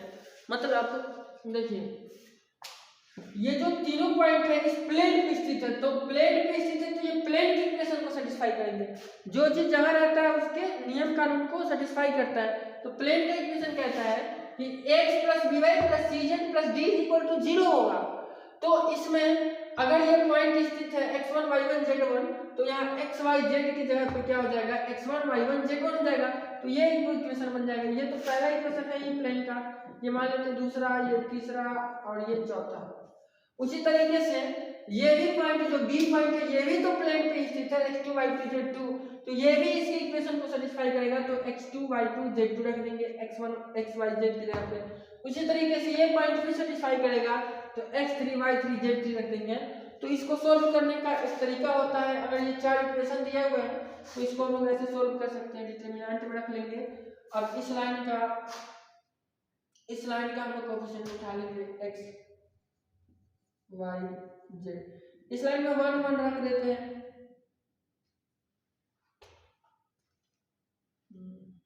ठीक है। 4/4 का ये डिटरमिनेंट है। और यहाँ ये इसके बाद x1 y1 z1 x2 y2 z2 और x3 y3 z3, ठीक है। और इज इक्वल टू क्या हो जाता है, 0 हो जाता है, ठीक है। ये क्या हो जाता है, यही जो इक्वेशन है, ये जो अब ये तो एक इक्वेशन है ना, अब डिटरमिनेंट को सोल्व करिएगा तो ये इस टाइप से कुछ आ जाएगा और इतना बराबर 0। ये क्या है, एक इक्वेशन है। और ये जो इक्वेशन है वो इस प्लेन का इक्वेशन है, जो प्लेन इस तीनों पॉइंट से पास करता है, क्योंकि इसी के कंडीशंस को अप्लाई करके ये इक्वेशन बनाया गया है। तो प्लेन की इक्वेशन अगर आपसे पूछेगा एग्जाम में कि अगर कोई प्लेन 3 पॉइंट से पास करता है और उसका पॉइंट दिया हुआ है, तो उसका क्या करिए आप इक्वेशन निकालिए। तो कैसे निकालिएगा वो आप डिटरमिनेंट लिख लीजिएगा, इस तरीके से सजा करके लिख दीजिएगा। अब मान लीजिए कि एग्जाम में यहाँ पे सबका कोऑर्डिनेट दे दे, मान लीजिए 2 4 5 दे दे, या 3 4 6 दे दे, या 2 8 9, तो जो भी दे दे तो x1 y1 z1 का वैल्यू इसमें बैठा दीजिएगा और इस डिटरमिनेंट को सोल्व कर दीजिएगा। जो इक्वेशन बनेगा वही इस प्लेन का इक्वेशन हो जाएगा, ठीक है। तो कंसेप्ट समझाना मेरा काम है, फॉर्मूला आपको बताना काम है, याद करना आपका काम है। तो ठीक है, इतना आप समझ गए होंगे। अब हम लोग समझते हैं कि प्लेन के बीच का एंगल हम लोग प्लेन्स के बीच का एंगल कैसे निकालते हैं हम लोग। जैसे अगर दो प्लेन दिया हुआ है तो उसके बीच का एंगल कैसे फाइंड आउट करेंगे। एंगल बिटवीन टू प्लेन्स कहने का मतलब होता है कि जो प्लेन का नॉर्मल होता है उसके बीच का एंगल। जैसे अगर दो प्लेन का दो नॉर्मल होगा तो दोनों के नॉर्मल के बीच का जो एंगल होगा उसी को हम लोग प्लेन के बीच का एंगल मान लेते हैं। तो उसको फाइंड आउट करने का जो फॉर्मूला होता है, तो सबसे पहले समझ लेते हैं कि अगर मान लेते हैं दो प्लेन है तो पहले प्लेन का इक्वेशन मान लेते हैं a1x plus b1y plus c1z और plus d1 is equal to 0 है। ये पहले प्लेन का इक्वेशन है। दूसरे प्लेन का इक्वेशन a2x प्लस b2y और प्लस c2z और plus d2 is equal to 0 है। ये दो प्लेन है और अगर आपसे बोला जाए कि इस दोनों प्लेन के बीच का एंगल निकालिए, इसका मतलब ये होता है कि इस दोनों के नॉर्मल के बीच का एंगल निकालना, ठीक है। तो वो कितना होता है, वो होता है cos theta is equal to a1 a2 plus b1 b2 और प्लस c1 c2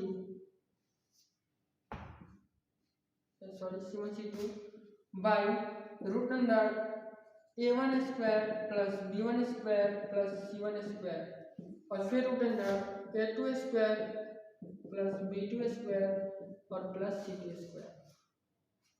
आपको याद आ रहा होगा ये जो फॉर्मूला एकदम सेम टू सेम है, एकदम सेम टू सेम है जब हम आपको दो लाइंस के बीच का इक्वेशन बता रहे थे और उसमें बता रहे थे कि अगर दो लाइंस का डायरेक्शन रेशियो दिया हुआ है तो उसके एंगल निकालने का उसका यही फॉर्मूला होता है, एकदम सेम टू सेम वही फॉर्मूला है। तो वही होगा ही ना, क्यों? क्योंकि हम लोग यहाँ प्लेन के बीच का भले ही एंगल लिख रहे हैं लेकिन नॉर्मल के बीच का निकाल रहे हैं। और नॉर्मल क्या है, नॉर्मल एक लाइन है, तो दो लाइंस के बीच का एंगल यही होता है, उसका डायरेक्शन रेशियो जब दिया होता है। तो ध्यान से देखिएगा यहाँ a1 b1 c1 क्या डायरेक्शन रेशियो ही तो है। x के कोफिशिएंट को, y के कोफिशिएंट को और z के कोफिशिएंट को ही तो डायरेक्शन रेशियो कहते हैं। और अगर डायरेक्शन रेशियो दिया हुआ है दो लाइन का तो उसका एंगल, उसके बीच का एंगल क्या होता है, cos theta is equal to a1 a2 plus b1 b2 plus c1 c2 by root under a1 का स्क्वायर प्लस b1 का स्क्वायर प्लस c1 का स्क्वायर फिर रूट अंडर a2 का स्क्वायर प्लस b2 का square plus c2 का square, यही होता है। तो बस यही दो प्लेन्स के बीच का एंगल रहेगा। अगर दो प्लेन्स के बीच का एंगल आपको फाइंड आउट करने के लिए दिया जाए तो आप इसी तरीके से फाइंड आउट करिएगा। एक और बात आता है कि अगर आपको बोला जाए कि एक लाइन और एक प्लेन के बीच का एंगल फाइंड आउट करिए, तो इसका मतलब होता है कि एक लाइन और एक जो प्लेन है उसके नॉर्मल के बीच का एंगल फाइंड आउट करिए। तो कोई नहीं, उस लाइन का डायरेक्शन रेशियो और इस नॉर्मल के डायरेक्शन रेशियो और दोनों निकाल लेंगे और उसका फॉर्मूला यही हो जाएगा। और यहाँ पे जो डायरेक्शन रेशियो होगा वो पहले लाइन का होगा a1 b1 c1 और जो प्लेन का होगा a2 b2 c2 हो जाएगा। या फिर दोनों को एक दूसरे को उल्टा भी कर सकते हैं और दोनों का एंगल आप निकाल सकते हैं। मतलब एंगल निकालने का सीधा सीधी फॉर्मूला होता है।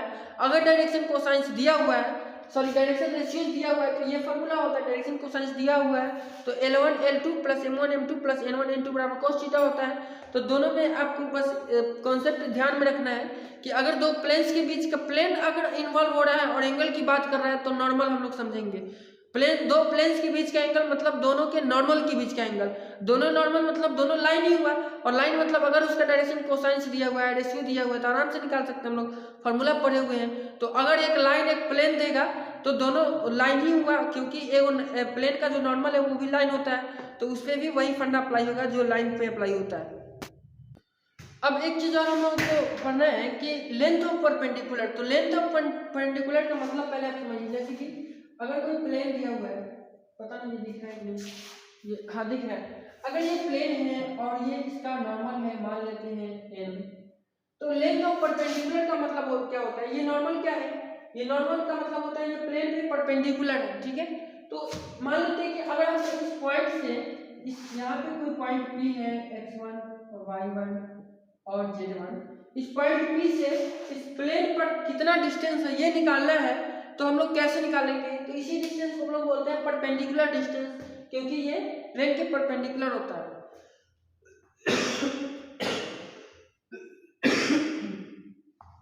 तो अगर हम इसको मान लेते हैं Q, तो यहाँ पे ये प्लेन का इक्वेशन क्या होगा।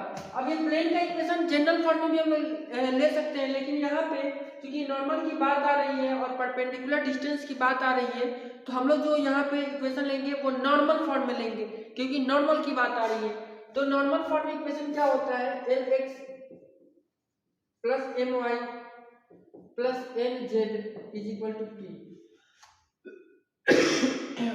और यहाँ पे Lmn क्या होता है, नॉर्मल का डायरेक्शन कोसाइन होता है, और P क्या होता है, नॉर्मल का प्लेन का ओरिजिन से डिस्टेंस होता है, ओरिजिन से कितना डिस्टेंस पर ये प्लेन है उसका होता है। तो यहाँ पे जो PQ का वैल्यू हो जाएगा, ये क्या बोलते हैं, परपेंडिकुलर डिस्टेंस का जो वैल्यू होगा PQ का वैल्यू वो कितना होगा, तो वो हो जाता है Lx1 प्लस My1 और प्लस Nz1 और माइनस P। ये क्या हो जाता है, परपेंडिकुलर डिस्टेंस हो जाता है। परपेंडिकुलर डिस्टेंस कहाँ से होता है, प्लेन से, और किस पॉइंट से, तो x1 y1 z1 पॉइंट से किसी प्लेन का डिस्टेंस होता है, ठीक है।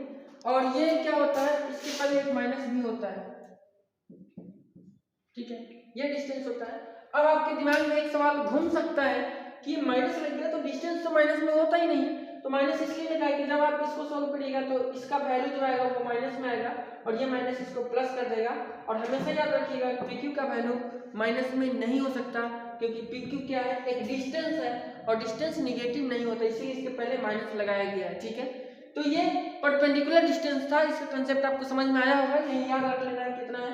जैसे कि आपको ऑब्जेक्टिव में क्वेश्चन दे सकता है कि ये चीज, ये इक्वेशन है किसी प्लेन का, और इस पॉइंट से, इस पॉइंट मान लिया 1 2 3 से इसका परपेंडिकुलर डिस्टेंस आप बताइए कितना होगा, तो ये फॉर्मूला आपको लगाना है, ठीक है। तो उम्मीद करते हैं ये चीज आपको समझ में आ गया होगा।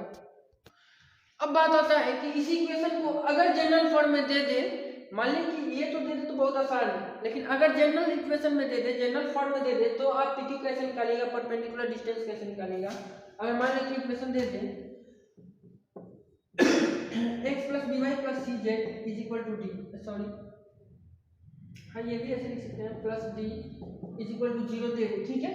तो हम लोग कैसे निकालेंगे PQ, तो यहाँ पे PQ का जो वैल्यू है वो हो जाता है a into x1 plus b into y1 plus c into z1 और प्लस d और by root under A square plus B square और प्लस सी स्क्वायर। ये क्या होता है, PQ का वैल्यू जाता है, मॉड में लिख देते हैं क्योंकि PQ का वैल्यू जो है निगेटिव नहीं होगा। तो अगर आपको इक्वेशन जनरल फॉर्म में दे तो PQ का वैल्यू इस फार्मूला से हम निकालेंगे, इतना लगाएंगे, यहाँ पे जितना वैल्यू होगा उतना पुट कर देंगे, x1 y1 z1 का वैल्यू, ABC का वैल्यू, और ये फाइंड आउट हो जाएगा, ठीक है। तो ये डिस्टेंस, परपेंडिकुलर डिस्टेंस का कंसेप्ट आपको अच्छे से समझ में आ गया होगा। तो प्लेन का इक्वेशन निकालने में हम लोग एक टाइप पढ़े हैं कि अगर कोई प्लेन 3 पॉइंट से पास करता है, वो तो मिट गया, 3 पॉइंट से पास करता है तो उसका इक्वेशन क्या होगा। अब हम लोग पढ़ेंगे कि अगर कोई प्लेन 1 पॉइंट से पास करेगा, किसी 1 पॉइंट से पास करता है तो उसका इक्वेशन क्या होगा, इस चीज को हम लोग समझते हैं।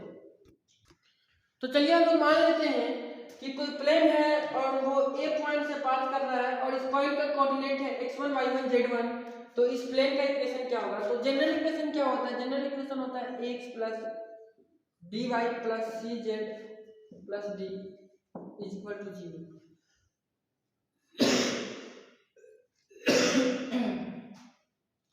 तो ये प्लेन क्या होता है, x y z से पास करता है, मतलब पॉइंट A से पास करता है, तो इसके कंडीशन को सेटिस्फाई करेगा, यानी ये ax1 प्लस by1 और plus cz1 plus d is equal to 0 हो जाएगा, इक्वेशन 2। अब इस दोनों इक्वेशन को आप घटाइएगा तो d कट जाएगा। अब कहिएगा कि हम जोड़ेंगे क्यों नहीं, तो जोड़िएगा तो 2d हो जाएगा। हम थोड़ी चाहेंगे कि इक्वेशन बड़ा हो, हम चाहेंगे जितना सिंप्लीफाई करके छोट हो जाए, तो इसलिए क्या करते हैं, इक्वेशन 1 और 2 को घटाते हैं, तो ये हो जाता है a दोनों में कॉमन हो जाएगा और ये हो जाएगा x माइनस x1 और प्लस b कॉमन हो जाएगा y माइनस y1 प्लस इसमें c कॉमन हो जाएगा z minus z1 is equal to 0। ठीक है, यही हम लोग का रिक्वायर्ड प्लेन का इक्वेशन हो जाएगा। अब आप अच्छे से समझिए, देखिए ये इस रिक्वायर्ड प्लेन का इक्वेशन है। अगर कोई plane X Y Z point से पास करता है, मतलब कोई पॉइंट ए से पास करता है जिसका कोऑर्डिनेट x1 y1 z1 है, तो उसका जो इक्वेशन होता है वो a into X minus x1 plus B into Y minus y1 plus C into Z minus z1 is equal to 0 के बराबर होता है। ठीक है, ये प्लेन का इक्वेशन होता है। तो अब आप कहिएगा जो हम इक्वेशन निकाले इसमें से फर्स्ट में से सेकंड घटाए क्यों है? घटाए इसलिए ताकि डी डी कट जाए। अगर जोड़े रहते तो यहाँ प्लस 2 मतलब इसको जोड़े रहते तो यहाँ सारे में एक यहाँ प्लस होता, यहाँ प्लस होता, यहाँ प्लस होता, यहाँ प्लस 2d होता, तो और इक्वेशन बड़ा हो जाता। हम तो नहीं चाहेंगे कि इक्वेशन लंबा चौड़ा बड़ा हो, हम तो चाहेंगे कि छोटा हो, घटा के लिखे हैं ताकि कट कुट जाए, छोटा हो जाए। अगर आप चाहें तो इसको प्लस करके भी यहाँ प्लस यहाँ प्लस यहाँ प्लस और प्लस 2d करके 0 भी लिख सकते हैं, वो भी इक्वेशन हो जाएगा। लेकिन हम लोग यही पढ़ेंगे, ठीक है, यही बुक में भी दिया हुआ है। अब हम लोग पढ़ेंगे कि अगर कोई प्लेन किसी दो प्लेन के इंटरसेक्शन पॉइंट से पास करता है तो उसका इक्वेशन क्या होगा।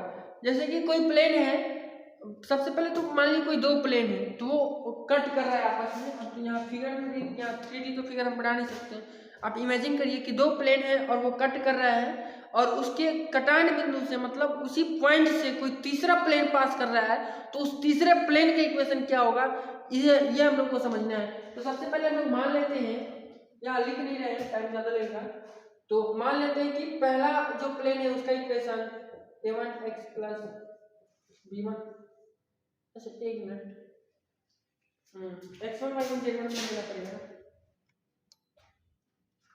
ऐसे भी ले सकते हैं। ठीक है, a1x plus b1y plus c1z plus d is equal to 0 है। ये मान लेते पहले प्लेन का इक्वेशन है और दूसरे प्लेन का है a2x plus b2y plus c2z और प्लस d1 है d2 है इज इक्वल टू 0।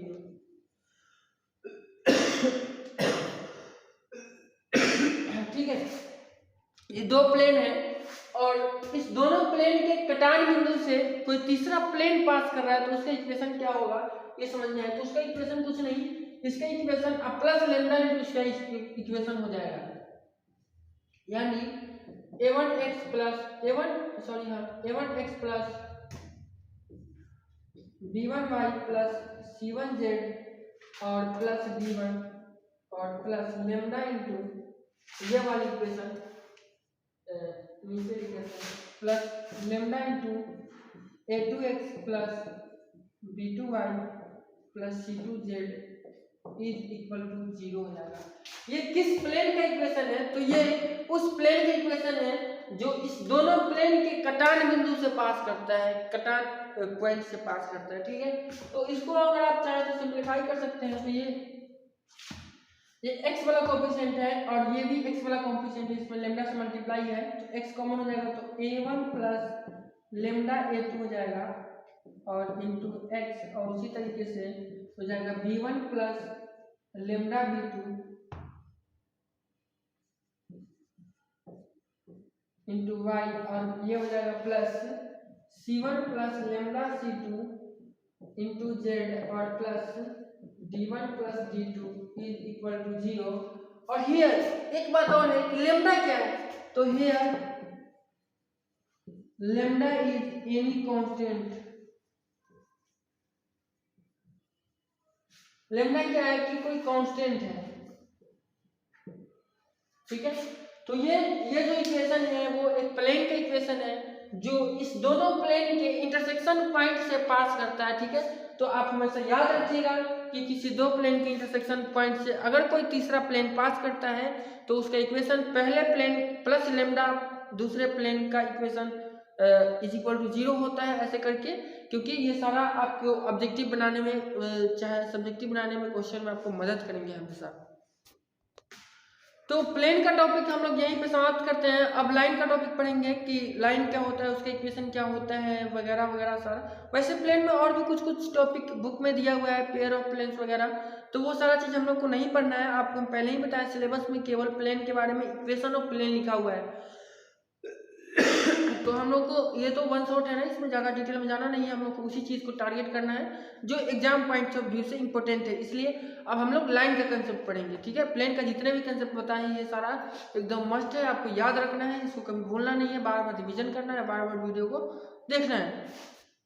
चलिए प्लेन को समझने के बाद अब हम लोग लाइन को समझते हैं। लाइन का इक्वेशन क्या होता है, उसका किस किस फॉर्म में इक्वेशन होता है। एंगल बिटवीन लाइन हम लोग पढ़ लिए हैं, आपको जब डायरेक्शन कोसाइन रेशियो बताते हैं उसी के बाद आपको एंगल बिटवीन लाइन बताते हैं। एंगल बिटवीन प्लेन भी आपको बता चुके हैं हम, और इसमें हम लोग angle between plane and line पढ़ेंगे। और उसके बाद लाइन का जो इक्वेशन होता है वो किस किस फॉर्म में होता है, क्या क्या होता है, वो सारा चीज़ पढ़ेंगे। और अब जो 12th क्लास में पढ़े हुए हैं कि लाइन का इक्वेशन दो फॉर्म में होता है, वेक्टर फॉर्म और कार्टेशियन फॉर्म। तो यहाँ पे हम लोग को केवल कार्टेशियन फॉर्म ही पढ़ना है, कोऑर्डिनेट वाला फॉर्म पढ़ना है, वेक्टर फॉर्म नहीं पढ़ना है, इसलिए उसको डिस्कस नहीं करेंगे। जितना कम कंटेंट हो उतना ही हम कोशिश करेंगे देने का, जो इंपॉर्टेंट है वही बताएंगे। तो कार्टेशियन फॉर्म में लाइन का इक्वेशन दो तीन टाइप से हो सकता है कि अगर कोई लाइन किसी पॉइंट P से पास करता है जिसके कोऑर्डिनेट x1 y1 z1 हो और उसका direction cosine l m n हो, तो उस लाइन का इक्वेशन होता है x minus x1 by l is equal to y minus y1 by n is equal to z minus z1 by n। जहाँ x1 y1 z1 क्या है, किसी पॉइंट से जो पास कर रहा है, जिस पॉइंट P का कोऑर्डिनेट है, और l m n क्या है, इसका डायरेक्शन कोसाइन है। और अगर इसका डायरेक्शन रेशियो दिया है, डायरेक्शन कोसाइन नहीं दिया है, और ये किसी पॉइंट से पास करता है जिसका कोऑर्डिनेट दिया है, तो भी इस लाइन का हम लोग इक्वेशन बता सकते हैं। इस लाइन का इक्वेशन हो जाएगा x minus x1 by a is equal to y minus y1 है by b is equal to z minus z1 by c। इस दो टाइप से हम लोग डायरेक्शन कोसाइंस और डायरेक्शन रेशियो के मदद से हम लोग लाइन का इक्वेशन बता सकते हैं। लेकिन अगर कोई लाइन दो पॉइंट से पास करता है P और Q से, जिसका कोऑर्डिनेट दोनों का कोऑर्डिनेट दिया हुआ है, तो भी हम इस स्ट्रेट लाइन का इक्वेशन बता सकते हैं। इसे इक्वेशन हो जाएगा x minus x1 by x2 minus x1 is equal to y minus y1 by y2 minus y1 is equal to z minus z2 by z2 minus z1। जहाँ x1 y1 z1 एक point का coordinate है और x2 y2 z2 एक दूसरे point का coordinate है, ठीक है। तो लाइन का इक्वेशन हम लोग तीन तरीके से बता सकते हैं, तीन कंडीशन में बता सकते हैं। ये आप तीनों चीज याद रखिएगा। और ये तीनों कार्टेशियन फॉर्म है, वेक्टर फॉर्म आपको हम नहीं बताने वाले क्योंकि वो पढ़ना नहीं है हम लोग को यहाँ पे। उसके बाद हम लोग समझते हैं कि angle between line and plane, मतलब किसी एक लाइन और प्लेन के बीच का एंगल अगर आपको कह दे निकालने के लिए तो उसका क्या फॉर्मूला होगा। तो एंगल बिटवीन लाइन और प्लेन निकाल रहे हैं, तो प्लेन क्या होता है, प्लेन का जनरल इक्वेशन होता है x plus dy plus cz plus d equal to 0। तो प्लेन लिख लीजिए, और मतलब मान लीजिए इक्वेशन फर्स्ट है और ये इक्वेशन सेकेंड है, ठीक है। और ये इक्वेशन सेकेंड क्या है, एक लाइन है। एक लाइन में क्या है, x minus x1 by l, y minus y1 by m और z minus z1 by n, एक लाइन है। और इस दोनों के बीच अगर एंगल निकालना है थीटा, अगर इस दोनों के बीच एंगल बनता है तो साइन थीटा का फॉर्मूला होता है sine theta is equal to a plus bm plus cn by root under a square plus b square plus c square और into root under l square plus m square plus n square, ठीक है। ये formula की मदद से हम लोग यहाँ से थीटा निकाल सकते हैं, यानी एंगल निकाल सकते हैं। अब कंडीशन बनता है कि अगर कोई लाइन किसी प्लेन पे परपेंडिकुलर है तो क्या कंडीशन बनेगा। तो परपेंडिकुलर है इसका मतलब 90 डिग्री एंगल बनाएगा। तो यहाँ साइन 90 डिग्री कितना हो जाएगा, साइन की जगह पर 90 डिग्री रखेंगे तो 1 हो जाएगा। तो ये इधर जाके कितना हो जाएगा, यानी इतना इज इक्वल टू इतना, किसका कंडीशन होगा, परपेंडिकुलर का कंडीशन होगा।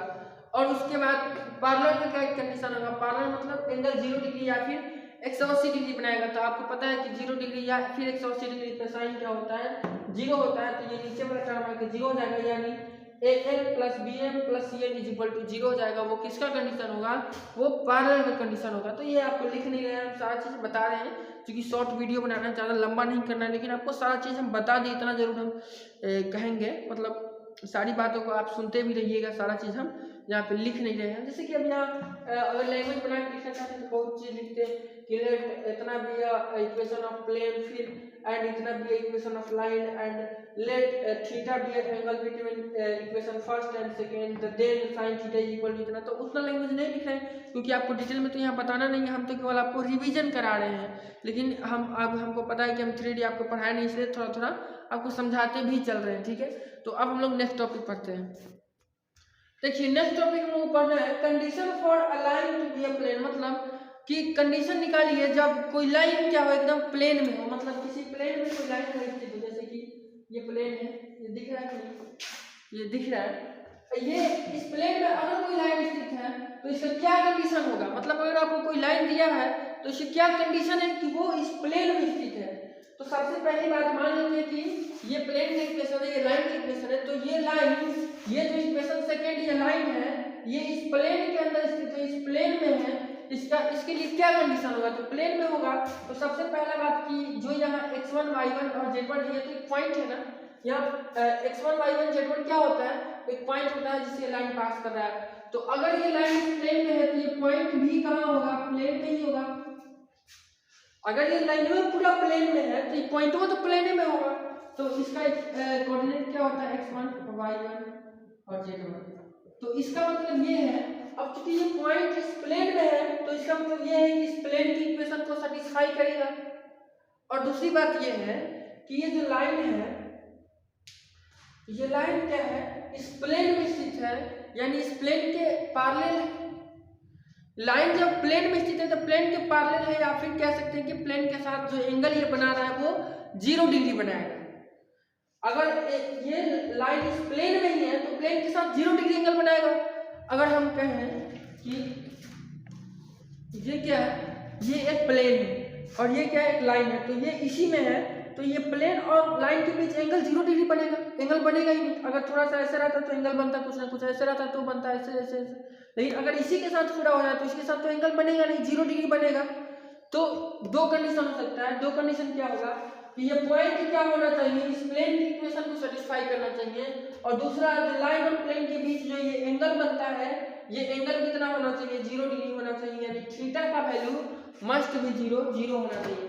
तो कंडीशन क्या हो जाएगा, तो सबसे पहले ये पॉइंट इस प्लेन में है, यानी इस इक्वेशन को सेटिस्फाई करेगा, प्लेन की इक्वेशन को सेटिस्फाई करेगा, यानी a और x की जगह पे x1 a x1 plus b y1 और प्लस c z1 और plus d is equal to 0।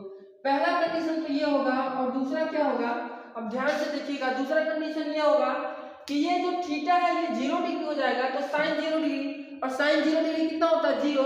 तो ये वाला नीचे में जो चीज है ये आके इधर मल्टीप्लाई जाएगा तो 0 हो जाएगा, यानी an plus bm plus cn क्या हो जाएगा, 0 के बराबर। यानी एक कंडीशन ये होगा कि an plus bm plus cn is equal to 0 होना चाहिए। यानी अगर आपको एक लाइन का इक्वेशन दे दे और एक प्लेन का इक्वेशन दे दे और आपको कहे कि आप चेक करके बताइए कि क्या ये लाइन इस प्लेन में स्थित है, तो अगर ये दो कंडीशन को सेटिस्फाई कर देगा, अगर दो कंडीशन को सेटिस्फाई कर देगा तो वो लाइन क्या है, उस प्लेन में स्थित है। क्या दो कंडीशन है, ए मतलब x1 y1 z1 का तो वैल्यू आपको देगा, और उसके बाद मतलब अगर इक्वेशन दे दे लाइन का तो इसमें से x1 y1 z1 का वैल्यू नहीं निकल जाएगा, निकल जाएगा। और उसी तरीके से ये यहाँ से एंगल भी निकल जाएगा, क्योंकि इस दोनों का इक्वेशन दिया हुआ है प्लेन और लाइन का, तो एंगल निकाल लीजिएगा।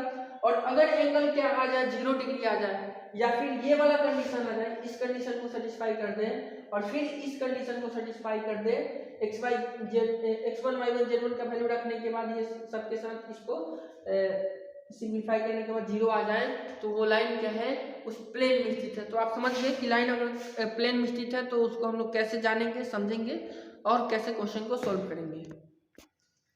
चलिए अब हम लोग समझते हैं कि कोप्लेनर, अगर दो लाइन कोप्लेनर होगा तो क्या कंडीशन होगा उसका।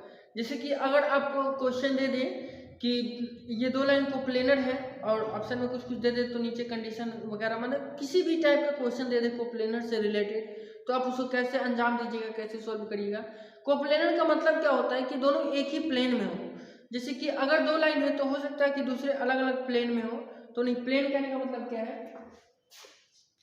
प्लेन तो आप समझिए ना, जैसे कि ये एक क्या है, प्लेन है, तो दो लाइन हो सकता है ऐसे हो, तो ये क्या है, दोनों को प्लेन है, एक प्लेन में, तो कोई जरूरी थोड़ा ऐसे ही हो, ऐसे भी हो सकता है, एक लाइन ऐसे है, एक लाइन ऐसे है, तभी कोप्लेनर नहीं है, समझे। ये एगो क्या है, इस प्लेन में है, और एगो ये जो है दूसरे प्लेन में, तो ये कोप्लेनर। ऐसे भी कर देंगे तो कोप्लेनर नहीं है, लेकिन ऐसे कर दे तो ये कोप्लेनर है।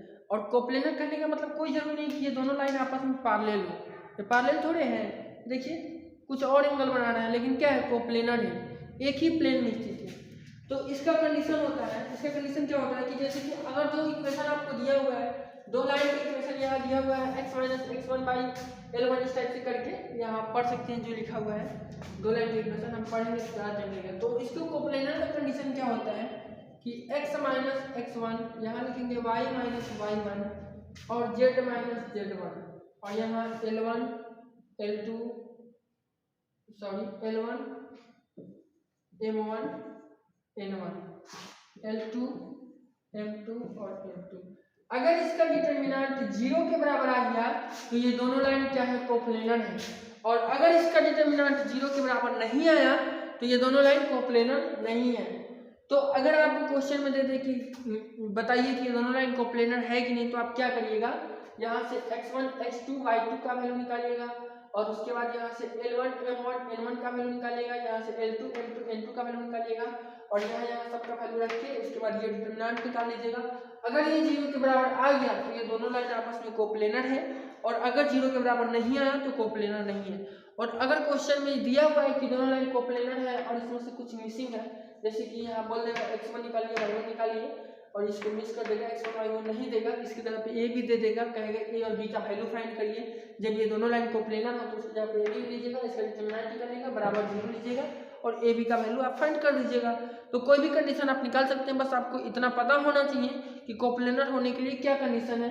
अगर इसका डिटरमिनेंट 0 के बराबर होगा तो ये दोनों लाइन आपस में कोप्लेनर होगा। ठीक है, समझिए कोप्लेनर का कंडीशन। तो आप स्ट्रेट लाइन को समझ गए, लाइन के इक्वेशन वगैरह सारा चीज़ आप समझ गए हैं।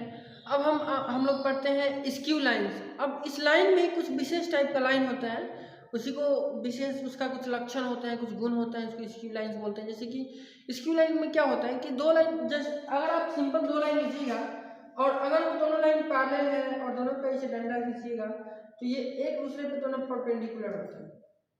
लेकिन अगर दोनों को टेढ़ा कर दीजिएगा ऐसे तो कभी भी ये लाइन ये दोनों पे परपेंडिकुलर नहीं होगा। मान लीजिए एक पे परपेंडिकुलर है तो दूसरे पे परपेंडिकुलर नहीं होगा, कुछ कम या ज्यादा एंगल बनाएगा। लेकिन स्क्यू लाइन क्या होता है, ससुरा दोनों पे परपेंडिकुलर है लेकिन पैरेलल नहीं है, तो ऐसे होता है। मतलब वो दोनों लाइन, दो लाइन एक प्लेन में जब नहीं हो, जब दो लाइन अलग अलग प्लेन में हो तो ही उसको हम स्क्यू लाइन्स बोलेंगे।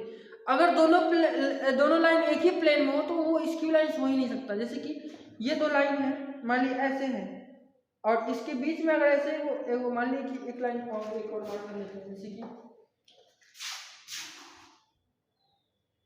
ये क्या है, ये दोनों लाइन क्या है, स्क्यू लाइन है, ये वाले और एक नीचे वाला, दोनों ऊपर नीचे वाला लाइन क्या है, स्क्यू लाइन है। और ये जो बीच में है, बीच में ये परपेंडिकुलर गिरा है, तो ये जो बीच वाला लाइन है ये दोनों पे परपेंडिकुलर है, लेकिन ये दोनों लाइन आपस में पैरेलल नहीं है। देख रहे हैं, पैरेलल होने के लिए ऐसे होगा तब ना पैरेलल होगा। ये बिना पैरेलल भी दोनों पे परपेंडिकुलर है, तो इसी को हम लोग बोलते हैं स्क्यू लाइन्स। ये हमेशा अलग अलग प्लेन में होता है और ये हवा में ही संभव है, किसी एक प्लेन पे इसको नहीं उतारा जा सकता। ठीक है, तो स्क्यू लाइन में सबसे फेमस चीज हम लोग को पढ़ना रहता है शॉर्टेस्ट डिस्टेंस, कि स्क्यू लाइन्स के बीच का शॉर्टेस्ट डिस्टेंस कम से कम दूरी क्या होगा। तो कम से कम दूरी वो होता है जिसपे वो दोनों परपेंडिकुलर होता है लाइन, जैसे कि इस पे ये दोनों मान लेते हैं परपेंडिकुलर है, तो यही शॉर्टेस्ट डिस्टेंस होता है। और उसका फॉर्मूला सबसे फेमस है, मतलब ये चैप्टर का नाम ही दिया हुआ है शॉर्टेस्ट डिस्टेंस। ठीक है, तो इसे क्वेश्चन आना फिक्स है, इसलिए आप इसको ध्यान से अच्छे से समझिएगा, पढ़िएगा और इंजॉय करिएगा। बहुत ही आसान चैप्टर है। तो जो स्क्यू लाइन है उसका इक्वेशन क्या होगा, तो जो लाइन का इक्वेशन है वही स्क्यू लाइन का इक्वेशन होगा, क्योंकि दोनों तो लाइन ही है। तो लाइन का इक्वेशन क्या होता है, x minus X one by L is equal to x minus X two by y minus Y two by M is equal to z minus Z two by M. लेकिन हम लोग को shortest distance निकालना है, तो shortest distance किसके बीच का निकालना है, दो गो लाइन के बीच का निकालना है। इसका मतलब दो गो लाइन लेना पड़ेगा। तो दो गो लाइन लेने के लिए एक ही गुना हुआ, तो दो गो लेने के लिए यहाँ L1 लगा देते हैं, M1 लगा देते हैं, N1, तब ना दूसरा का L2 M2 N2 लेंगे। ठीक है, तो अब मान लेते हैं कि दूसरा लाइन क्या है, x minus X two by L2 is equal to y minus Y two by M2 is equal to z minus Z two by M2। ठीक है, अब इस दोनों लाइन के बीच का हमको शॉर्टेस्ट डिस्टेंस निकालना है, अगर ये स्क्यू लाइन्स है तो। ठीक है, अगर ये स्क्यू लाइन्स है तो इसके बीच का शॉर्टेस्ट डिस्टेंस क्या होगा। तो मान लीजिए कि इसके बीच का अगर शॉर्टेस्ट डिस्टेंस d है तो क्या फार्मूला होगा। तो फार्मूला होता है, फार्मूला बहुत ही आसान होता है। ऊपर में वो डिटरमिनेंट लिखना है, ऊपर में एक तो डिटरमिनेंट लिख देना है और नीचे में एक तो रूट लिख देना है। वैसे गलती बोलने की बहुत ही आसान होता है, बहुत आसान तो नहीं ही होता है, लेकिन कोई नहीं। ऊपर में क्या लिखना है, ऊपर में एक डिटरमिनेंट लिखना है और नीचे में क्या लिखना है, एक रूट लिखना है। और उसके बाद क्या करना है कि यहाँ x2 माइनस x1 या फिर x1 माइनस x2 दोनों में से कोई भी लिख सकते हैं, कोई दिक्कत नहीं है। तो यहाँ लिख देते हैं x2 माइनस x1, यहाँ y2 माइनस y1 और यहाँ z2 माइनस z1, ठीक है। उसके बाद यहाँ पे क्या लिखना है, L1 M1 N1, तो ये L1 M1 सॉरी और N1 और यहाँ L2 M2 और N2, ठीक है।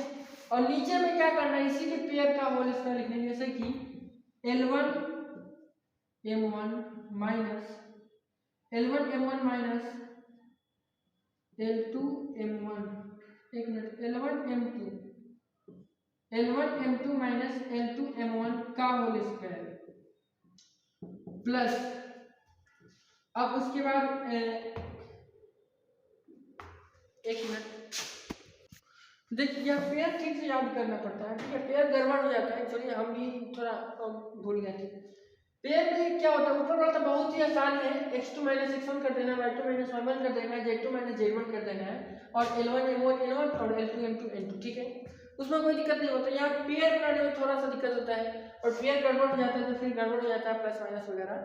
तो यहाँ ध्यान से देखना है, पहले देखिए L1 M1 और N1, उसके बाद होता है L2 M2 और N2, ठीक है। तो पेयर कैसे याद रखना है, L1 का पेयर बनेगा M2 से, देखिए L1 का पेयर बना M2 से, एक याद रखना है और इसको माइनस करके इसका उलट देना है। L1 M2 है तो इसको L2 M1 कर देना है। तो एक पहले वाला याद है तो दूसरे वाला इसको उलट देना है, ठीक है। इसमें क्या है, L में 1 लगा है तो इसमें L में 2 लगा देना, इसमें M में 2 लगा है तो इसमें M में 1 लगा देना, उलट देना है। तो पहले वाला याद रखना है L1 M2 minus L2 M1, हो गया। अब उसके बाद दूसरा जब पेयर अब L1 का M2 से बन गया तो अब बनेगा पेयर M1 का N2 से, तो M1 इंटू N2, तो M1 N2 minus M2 N1। और उसके बाद अब देखिए N1 का अब इसका पेयर L1 का M2 से बना, M1 का N2 से बना, तब N1 का L2 से बनता है। तो N1 into L2 minus L2 into sorry N2 into L1 का सबका होल स्क्वायर है और करके जोड़ देना है। और ये जो फार्मूला है यही होता है डिस्टेंस फार्मूला। इसमें हम लोग क्या करते हैं, मॉड लगा देते हैं, d इक्वल टू मॉड इतना होता है। मॉड लगाने का रीजन ये है कि ये क्या है, डिस्टेंस है, डिस्टेंस हमेशा पॉजिटिव होता है। क्या दूरी निगेटिव में होता है, क्या आप -10 किलोमीटर चल सकते हैं, नहीं ना। माइनस में डिस्टेंस कहाँ जाइएगा, कुछ भी थोड़ा भी चलिएगा तो प्लस में बढ़ेगा ना। तो डिस्टेंस निगेटिव नहीं होता है, इसलिए इसमें हम लोग क्या लगा देते हैं मॉड। अगर गलती से पूरे का वैल्यू अगर माइनस में आ भी जाए तो वो प्लस में माना जाता है, ठीक है। और इसमें और भी इसका फॉर्मूला होता है वेक्टर फॉर्म वगैरह में, जो आप 12th क्लास में पढ़े हुए हैं, लेकिन यहाँ जो इंपॉर्टेंट है हम वही बताएंगे। यहाँ हम लोग को वो वेक्टर फार्मूला नहीं पढ़ना है, इसलिए आपको नहीं बताया, ठीक है। वैसे आप 12th क्लास में पढ़े होइएगा वेक्टर फॉर्म में, कार्टेशियन फॉर्म में, तो यहाँ केवल कार्टेशियन फॉर्म में पढ़ना है। तो डिस्टेंस फार्मूला आपको समझ में आ गया, कोई दिक्कत नहीं है। अब एक चीज इसमें और आता है कि स्क्यू लाइन्स आपस में कट करता है तो क्या कंडीशन होगा। तो दो स्क्यू लाइन्स आपस में कट करेगा यानी उसके बीच का डिस्टेंस 0 हो जाएगा। देखिए आपको स्क्यू लाइन सब समझाया है कि ये ऐसे स्क्यू लाइन से दोनों अलग अलग प्लेन में है, तो ये दोनों कट कब करेगा, जब ये यहाँ आ जाएगा, यहाँ आ जाएगा मतलब एक ही प्लेन में आ जाएगा और उसके बीच का डिस्टेंस क्या हो जाएगा, 0 हो जाएगा।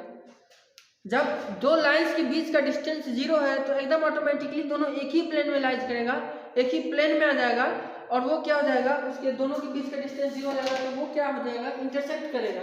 इंटरसेक्ट कब करेगा, जब दोनों लाइन आपस में सटेगा, सटेगा मतलब एक ही प्लेन में आएगा। तो वो तो स्क्यू लाइन्स हुआ ही नहीं, लेकिन फिर भी पूछा जाता है कि दो स्क्यू लाइन्स अगर कट करता है तो उसका कंडीशन क्या होगा, या फिर दो गो इक्वेशन दे देगा और आपको बोलेगा बताइए कि ये दोनों लाइन कट क्यों कर रहा है कि नहीं कर रहा है। तो अगर दो लाइन मान लीजिए कि ये दो लाइन दे दिया और बोला कि दोनों लाइन कट कर रहा है कि नहीं बताइए, तो चेक करने के लिए आप क्या करिएगा, आप यहाँ से डिस्टेंस निकालिएगा और डिस्टेंस का वैल्यू अगर 0 आ जाए तो क्या हो जाएगा, दोनों लाइन आपस में कट करेगा, नहीं तो नहीं करेगा। तो यहाँ से कंडीशन हम लोग बना भी लेते हैं कि अगर डी का वैल्यू यहाँ 0 रख दें तो ये जो नीचे वाला वैल्यू इधर आके मल्टीप्लाई होगा तो 0 हो जाएगा, यानी अगर इस डिटरमिनेंट का वैल्यू 0 आ गया तो लाइन इंटरसेक्ट करेगा, और अगर इस डिटरमिनेंट का वैल्यू 0 नहीं आया तो ये दोनों लाइन इंटरसेक्ट नहीं करेगा।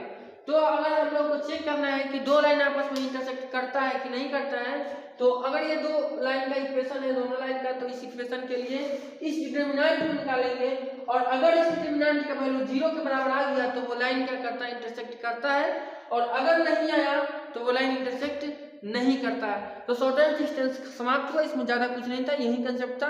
उम्मीद करते हैं आपको समझ में आया होगा। और अब हम लोग देखते हैं नेक्स्ट टॉपिक। एक्चुअली जो 12th तक का मतलब सिलेबस था, जो आपको हम स्टार्टिंग में ही बताए थे कि 12th से रिलेटेड यही चीज़ पढ़ना है जो 12th में और इसमें सिमिलर था, वो टॉपिक खत्म हो गया। अब जितने भी टॉपिक हम लोग को 3D में पढ़ने हैं वो सारे टॉपिक क्या है, वो सारे टॉपिक नए हैं, वो आपको सीधा BSc पार्ट 1 में पढ़ने हैं। तो हम क्या करते हैं कि उसके लिए एक अलग वीडियो बनाएंगे, इसको सेपरेट कर देते हैं ताकि इसको 12th वाले भी रिवीजन कर सकते हैं अगर चाहें तो। वैसे तो उतना ज़्यादा इफेक्टिव नहीं होगा। और उसके बाद सेपरेट करने का एक और भी मकसद है कि वो नया चीज़ है, उसमें थोड़ा पढ़ने में हम लोग को परेशानी भी होगी, लेकिन इसको बार बार रिवीजन करके रखना है क्योंकि ये हम लोग ऑलरेडी पढ़े हुए हैं तो ये आसान होगा। और 3D वैसे थोड़ा बहुत ज़्यादा मतलब वो लगता है कुछ लोगों को कोऑर्डिनेट ज्योमेट्री अजीब टाइप का, तो उसको हम बाद में पढ़ाएंगे। जो उससे ज़्यादा इंपॉर्टेंट टॉपिक है पहले हम चाह रहे हैं कि उसको हम लोग रिवीजन कर लें, जैसे ट्रिगो हो गया और डिफरेंशियल कैलकुलस हो गया, इंटीग्रल कैलकुलस हो गया। पहले आसान जो चीज़ है उसको हम पढ़ना चाह रहे हैं और पढ़ाना चाह रहे हैं आपको, इसलिए उसको हम सेपरेट वीडियो बनाएंगे और उसमें पूरे टॉपिक को कवर करेंगे जो जो हम लोग को 3D में और पढ़ना है। इसके अलावा तो इस वीडियो के लिए बस हम लोग इतना ही रहने देते हैं। इस वीडियो में हम लोग मतलब 50% सिलेबस 3D का पढ़ लें, ज़्यादा कुछ नहीं है, आप रिवीजन करिएगा। बहुत सारा क्वेश्चन बनेगा, अगर ऑब्जेक्टिव आता है तो आपकी बल्ले बल्ले हैं, बहुत सारे क्वेश्चन आपसे बनेंगे, ठीक है। तो बस उम्मीद करते हैं आपको ये वीडियो बहुत ही अच्छा लगा होगा। अगर आप वीडियो को लास्ट तक देखें तो एक बार कमेंट करके ज़रूर बताइएगा।